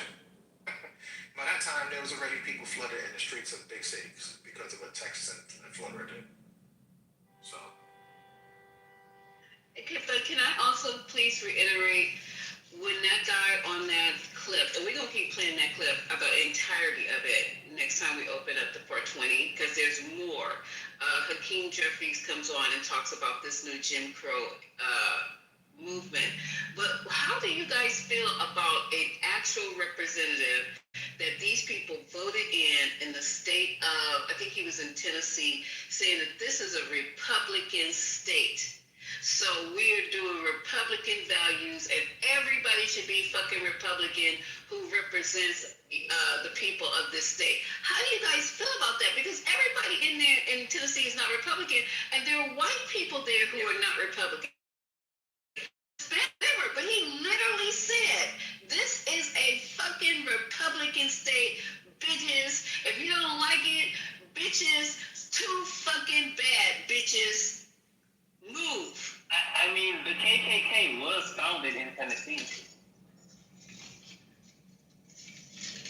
you think we need to start moving out of these states like this? Do you guys feel comfortable and you feel safe in a state where that they're telling you this is a conservative state and you're not really a Republican or conservative or a MAGA? You feel comfortable living there? Well, I can say that one of my close friends, he's a professor at the University of, I think the State University of Memphis. He teaches at a university in Memphis. And yeah, he tells me if he could leave, he would. But he's also determined to stay and fight. This is what I believe, and this may be naive. Out of all the states in America, only 5 of them are truly deep red. Most of them are purple, and people can be swayed. That's what I believe. Tennessee can be swayed. Because remember, there was a special election in which a Democrat came within a breath of winning. They only lost by like 3 points, which in Tennessee is insane. So. But now it's gerrymandered. It's gerrymandered now. So the gerrymandering, the only way to combat gerrymandering is high voter turnout, no matter what the state gerrymandering is. And that's notoriously difficult, especially in minoritized communities like Black people. Across the board, Black people have a very low turnout rate. So I think that's the challenge. I don't think it matters as much. It's going to require more resources and more strategy to increase turnout. God bless Jasmine Crockett. Even though she lost, she turned out a record number of Black voters to the polls in Texas. So it can be done. I can't help but feel like, obviously I'm not a voter, I'm Canadian, but I feel like all this is being said and done to further just, it does not encourage people to vote. Because gerrymandering does what people are just like, it doesn't make us like, just like he said, it doesn't matter who you vote for. And I get that kind of sentiment because when I was younger, I had that sentiment. And then as I got older, I realized how stupid that statement was. Because you have to realize that there are levels to this, right? And you just, so nice to say that there really is. So pretty. So you have to make a choice of, you know what, if the more they don't want you to vote, is the more important it is to vote. It's any time that the people in power, or particularly they're against your wishes, they don't want you to do something, you double down. You make sure that it gets done, and you galvanize everyone else around you to make sure that it gets done. Because if you have open numbers, that's the only way, as you said, Big N, in order to counter the gerrymandering, because they're clearly not going to stop with their agenda. Their agenda has been made clear in Project 2025. So none of this actually should be surprising, and it isn't to some people, because I remember listening to people argue and talk about the agenda, and other people were like, nah, it's not possible, which is very silly to say, because you clearly do not read history. So history repeats itself when people get into comfort and ignorance of it and go into this thing of, oh no, it can't happen here, we have all this, Right. Again, history will prove you wrong. So all I'm saying is that it is fair to say. Because look at a place like like in the New England location. You have a lot of Republicans out there, but they don't have any representation in Congress. I mean, look at like New Mexico, millions of Republicans, but no real representation because of their gerrymandering. False equivalence. So that is not gerrymandering. That's just population vote. False equivalence. You know that's just because. Is Massachusetts gerrymander? No. Because it's not racial gerrymandering. It's the percentage of the population of the people in the Northeast, whether they're white or Black or whomever, are more likely to vote Democrat. That's why you have more Democratic support in those states. They're also more likely to be educated. It's not Chicago mayor, what's his name, Manuel, what's the old boy's last name? What's his name? The one who used to be Barack Obama's chief of staff. Or whatever he used to be. Rahm Emanuel? Anyways, No. Rahm Emanuel. There you go. Rahm, yeah. I mean, even he mentioned Arnold Schwarzenegger talking about on CNN. They actually talk about, like, okay, what Republicans are doing is bad, but Democrats are not perfect when it comes to also drawing their maps. They just don't do it in the middle, like the way Texas did. That's the main complaint. They usually wait until it's a census. This is where Texas pissed a lot of people off. Why are you comparing political gerrymandering to racial gerrymandering? Because what Texas did was not racial gerrymandering. There was no proof that Texas did It actually was but what racial Virginia was doing gerrymandering. was definitely political gerrymandering, but it was political gerrymandering is bad as bad as well. Yeah, that's why the Democratic Party at the federal level has been trying to outlaw gerrymandering multiple times. There's plenty of attempts from Democrats to do that. Republicans are With what? They try what? So you don't get to now in 2026 pretend as though you care about gerrymandering, because you don't. The only reason why the Democrats are responding in kind right now is because Republicans have made this whole midterm election about saving Donald Trump. Or next year we'll talk about the committee that, and air quotes, their little district and Amari, you don't see this as racial gerrymandering? I'm not saying it's not. All I'm saying is, like, let's not. Honestly, Yeah, he just said it. Hold on. I'm not finished. Yeah, hold up a mirror and look at the gerrymandering that states like I just mentioned. Look at what they do. Okay. And just they don't have any representation. But Amari, do you really think that saying look at the mirror right now is positive or going to be effective for the situation? Like, this is a fucking war at this point, bro. It's been before this. And y'all motherfuckers still want to be turning the cheek. Like, what does it matter? I think if you want people to take you serious, you got to look at your own backyard and make sure that you're not doing the same thing. Oh, stop that. So, Amari, I agree to a certain extent, right? But you're going to continue to be affected. Bro, yeah, y'all don't listen to Amari, man. No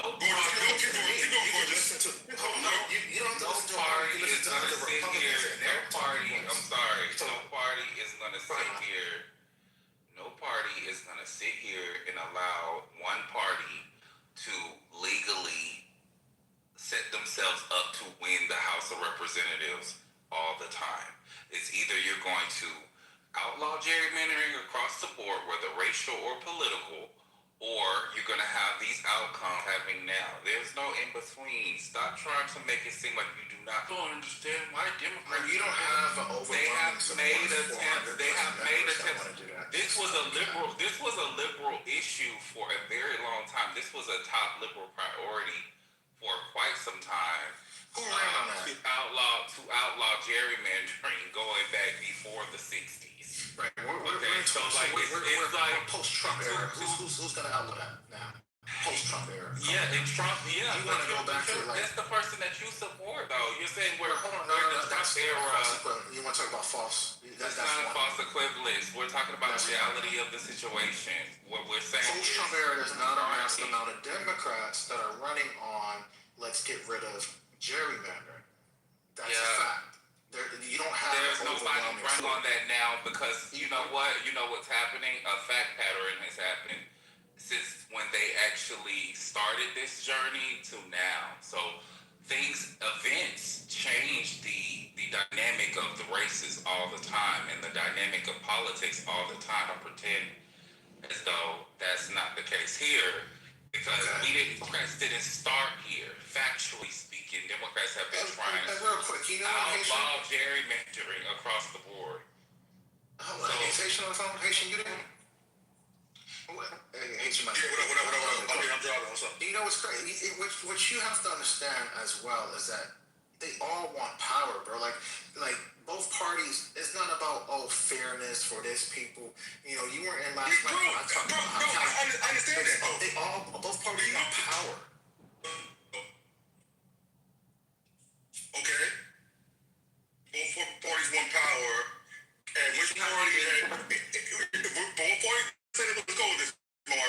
both parties want power, right? Now, with both parties, which party? Oh, you're in the matrix, bro.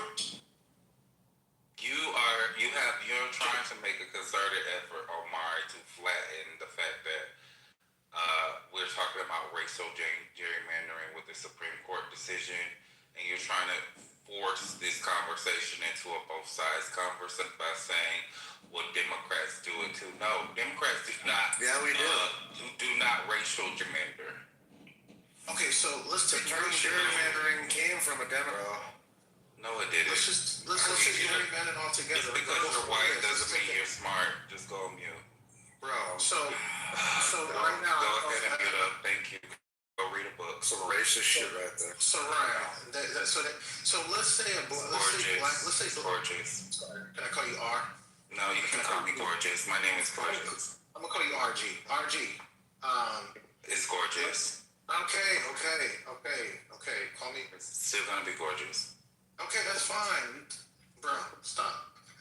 I'm not Haitian, call me that. No, it's okay. Just look up Albert Jerry, bro. If you think I'm wrong. Mountain, you don't need to interrupt. You can say what you have to say after he's done. So let's just say that black Republicans now in certain districts are able to win. You're not gonna win. If you don't dice the state out, white Republicans don't vote for black Republicans. Gorgeous. Just let him finish and then respond, please. Thank you. And so it could be a situation where Democrats can actually win seats, and people in black areas could also win seats. They don't have to do this Frankenstein type of maps anymore. Like, it can work out without the racial gerrymandering, where it's just based on where people live at. Have you thought about that? Because hold on real quick, and I'll say this 20 seconds. You were one of the people that said Georgia. I remember you said Georgia's going to have all these voting issues, all 2.0, and Georgia's one of the places that are seeing black votes going up, and they're doing an amazing job in Georgia. And you were the person that said we were going to wait a few years from now. What do you have to say about that? Go ahead, G. Gorgeous. All right, I'm being respectful of the room. You asked me like 17 questions, but the bottom line is black people don't vote for Republicans. Black Republicans don't win elections majority of the time. White Republicans do not typically vote for you guys. That's why you keep losing.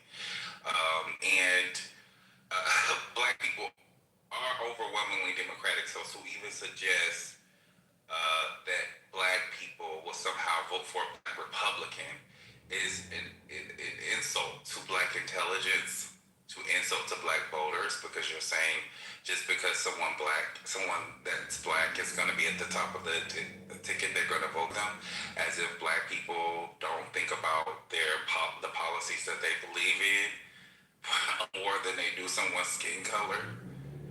So it's just really weird for you to even frame it that way. I guess that's what you're told in the talking points of the week for the black Republican cult that you guys are in. But you asked me some other questions. I think you said something around just speak of Georgia. Just and you're talking about Georgia. Oh yeah, you said something about Georgia. You don't know anything about Georgia politics right now. Currently, Georgians, we're fighting with the current state government about our voting rights. They're installing like committees and stuff to make majority Democratic strongholds in the counties here, and they're implementing policy that's confusing to the people that are running the elections, which could cause legal issues later. It's a whole list of things that they're doing. So please do not speak on Georgia politics. Just because more black people are voting doesn't mean that we're voting without issue. Okay? So I'm gonna let you to think a little bit more critical about that. The American people don't have a say in their policies. Please. You sound like a Drewski skit right now. Let the Americans handle this real quick. So with that bill, right, and it's the bill, was it 2020 or 2022? When did the bill pass? 2022? I want to say, right, wish I was on it, for fuck's sake. When did the bill pass? What bill are you referring to, sir? This has been more than just one bill, but I think the bill you're referring to is what was widely regarded in the media as a voter suppression bill. That was 2022 or 23. Okay, I'm going back. I don't feel like because it was a topic. It was a topic that all right. So what we have seen is the state is basically purple at the moment. You're most likely are going to, you have 2 Democrat senators, including a black man. We voted for a white man too. You know that, right? Yeah. Also, not just because someone's black, right? But you had, but hold on. But you also had a black person win. You know, to go to your point, to kind of just dispel your point. You also had a black man go up against them, which is the name of Herschel Walker. You also had a black lady in Virginia who won the Republican primary. Yeah. You had another guy named John James in Michigan, right? Yeah. And then, so again, black people could win if we supported each other, but one. No, black people are winning. So to say that Republicans don't support black people has just been false. You had a person lose by only that makes no votes, sense. And Trump's, hold on, you had a person lose only by like 800 votes in Trump's district, a black man. There's only 2 Democratic spots, right? Like heavily, that's Savannah and Atlanta. What about the rest of Georgia, right? That's white. It's not 2 Democratic spots. There's more, but you see the point, right? Like majority of the state is going to go. The power is on the white side, population-wise, voting-wise. Really, I mean, Georgia is not just white and black. You know, there are more people. There are more people in the city areas than there are in the rural areas. So when you're looking at the map, don't just assume that just because you have majority of the state, quote unquote, geographically is red doesn't mean that that's what majority of that's exactly what I just said, right? So that's Savannah and Atlanta, right?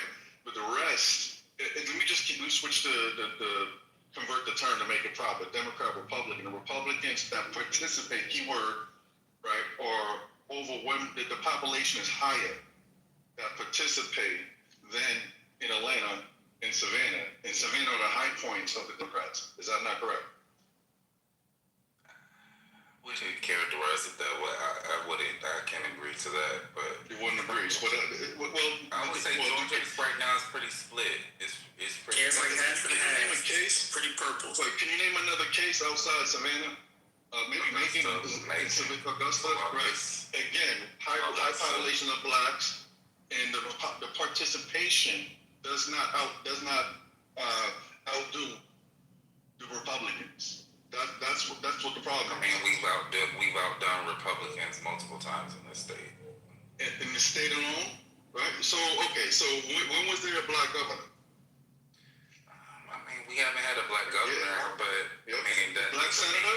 That's not representative of my point either. We have 1 black senator right now in Georgia. Yeah, we have black senator now. Yeah. Okay, so you got one. How many? I got you. How many black senators? Like just stay out. Chewing on gum. Amadi, go ahead.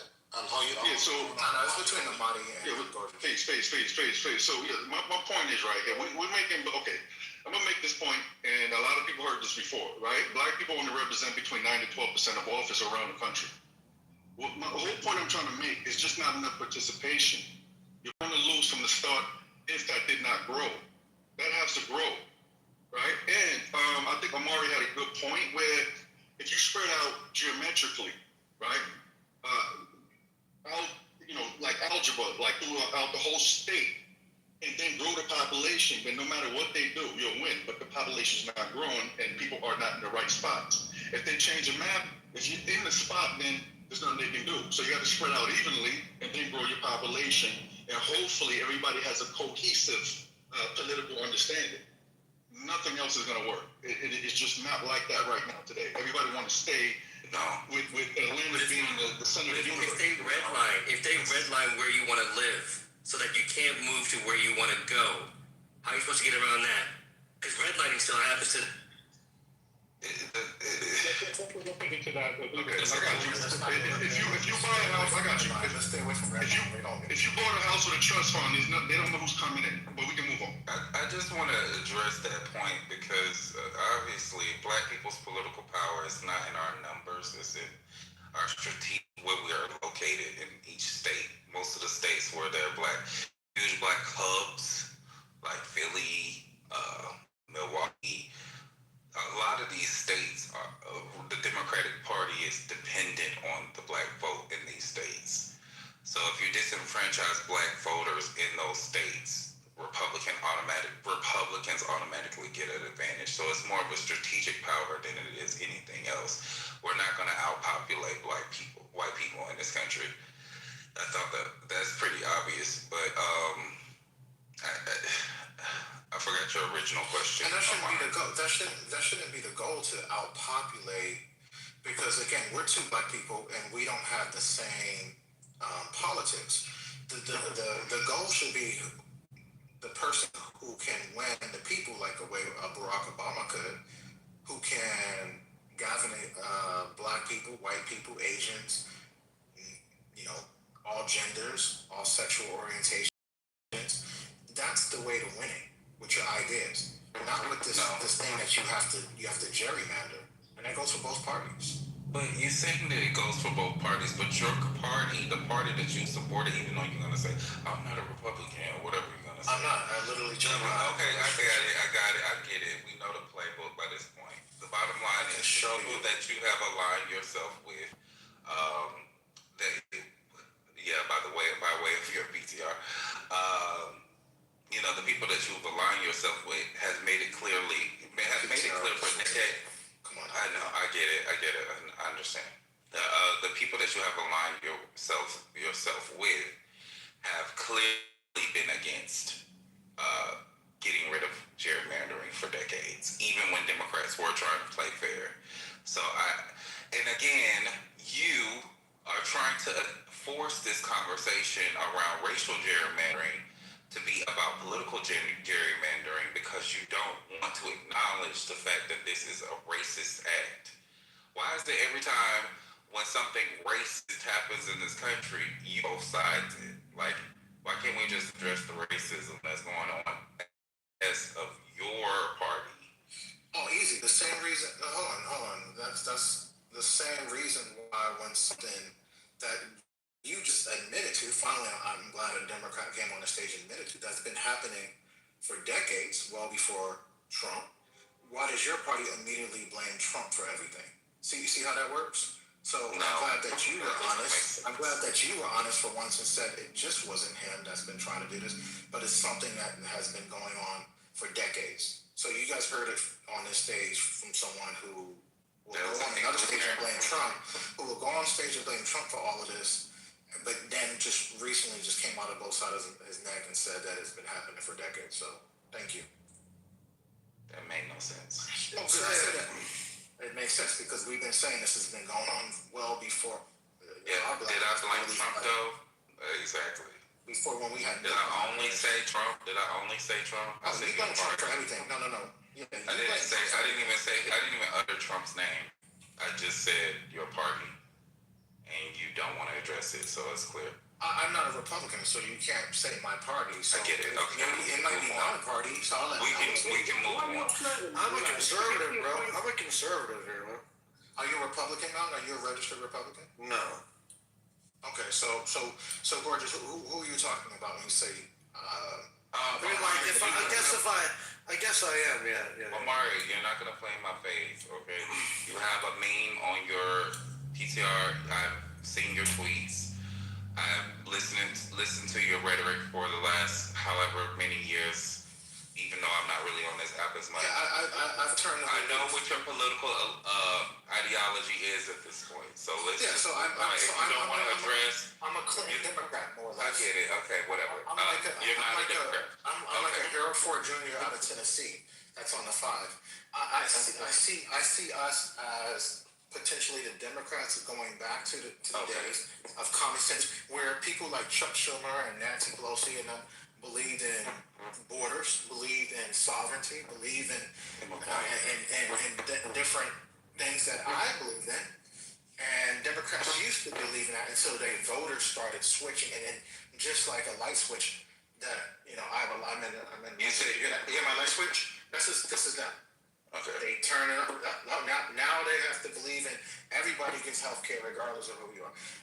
No one gets deported no more. You got to abandon. You're gonna abolish ICE. It's like, come on now. All of this to not talk about racism. Okay, I think Mountain. I think it's racist to allow. Okay, go ahead. You're not a Democrat. I think it's racist to allow undocumented people to come regardless of where you. To kill. How do you just lie like this? Like, how do you just? I did. Just say all these lies. Have you ever seen the black? Have you ever seen the black children? That's what Republican talk about. Immigration. Hold on. Has anyone ever looked up how many black people have been killed by illegal immigrants in this country? Can we move on? Can we just? So that's racist to me. No one talks about Mountain. What Mountain was gonna say? Because you trying to pretend like you're not a Republican. It's just not. Wait, so black people don't kill black people? You see this right here? This is what y'all do. Hold on. I'm definitely like a vote for Trump. Hold on. So we swing from the conversation, and then Omari, you allowing it. So let's get back to the topic that Omari and Gorgeous was talking about, because that made more common sense than where you guys are going down right now. Like, come on. I think Democrats are trying to take us away from. Democrats are trying to take us to Jim Crow again, and Republicans are trying to take us to Jim Crow again because they both are in the pockets of these big companies. So, what evidence shows that Democrats are trying to just be fair? Let's say I don't have no stake in the argument. What evidence supports that? Well, I look at this the mayor race in Los Angeles, right? We look at black people and workers make less money than any other ethnic makeup in Los Angeles. Did you know that? You said black mayors, is that what I heard? And black people.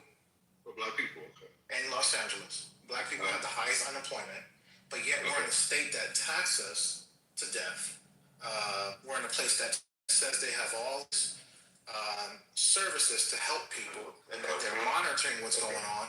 So that's it right there, Rob. I hope that helps. Wait, hold on. Did you check out the population of black people in Los Angeles? It's not a black city. It's just because Tupac made a song. It's just like the population is. They're the minority at the bottom. Okay, so people getting confused. I'm not saying that they're stupid or dumb or just whatever. What I'm saying is the body count. They're the lesser of the population there. Los Angeles is not the proper place to be. You could have said Long Beach or something like that. You have a higher population of blacks. Is it the Democratic Party or is it the people like that? Because from my understanding, I don't claim to know a lot about y'all local politics, but I hear that the Hispanics are really racist towards people like that. Well, I'm trying to understand how that's the mayor's fault. I'm trying to understand how that would relate. People have that weight. Because when you run on policies and you run on positions that use the word equity, when you use the word equity, then it doesn't matter if we're only 7% make up the. You should be working from the bottom up, not the top. You shouldn't be trickle down. Sorry, right? So to me, there's no more equity law, is there? So what people don't understand, states can have their own policies that the federal government can't. There's a supremacy clause. There's nothing in your statement that supports the idea that the Democrats. Give me a second, please. You know they never got rid of the sanctuary city. They never got rid of the sanctuary state, and nothing and the federal government can do about it. So don't give me that supremacy clause bullshit. That's a talking point. It's deeply dishonest to even bring up the unemployment rate anywhere when it comes to black people and only talk about one particular city as if the black unemployment rate isn't disproportionate across the whole damn country. It's disproportionate because we live in a racist country.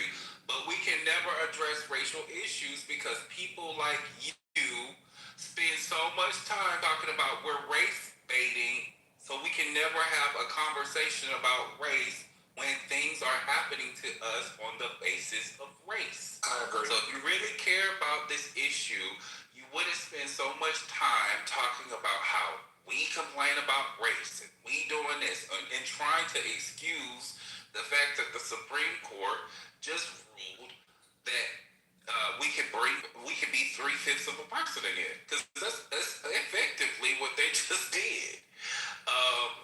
But I don't understand how you have these takes, but then everything else you have said and done on this app does not align with anything that's going to help benefit black people. Like at I'm all. still trying to hear Also, unemployment. the Democrats are taking us back to Jim Crow. Yeah, unemployment for black people is at like 14% or something crazy like that. And also, and a lot of that was manufactured because hundreds of thousands of black employees were laid off in the past year. A lot of them black women. So like, what are we doing? Big, I don't know if you're also gorgeous. Nice to see you. It's been a while. It's been a minute, right? Yeah. You remember Hey, gorgeous. I agree with you, bro. He be putting in our face, gorgeous, 100%. 1,000%. Big. I think you were on the app when all Omari can do is talk about, the Black Republican talking points that they're paid to talk about. Remember when they would say during Trump 1.0, oh, the black unemployment rate was so low. They ain't saying shit. They real quiet. Fuck that black unemployment rate that you guys were talking about and celebrate. Oh, yes, sir.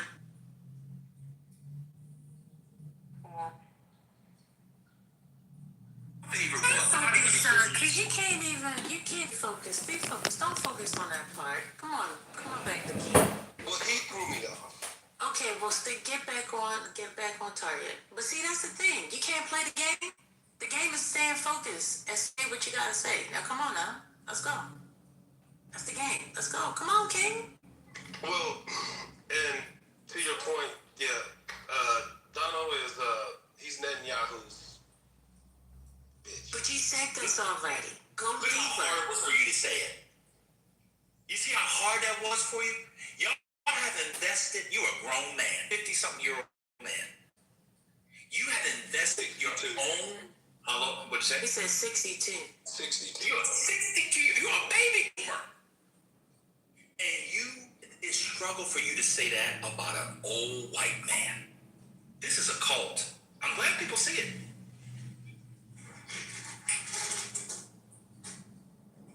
It hurt him in his heart to say that about Donald Trump. They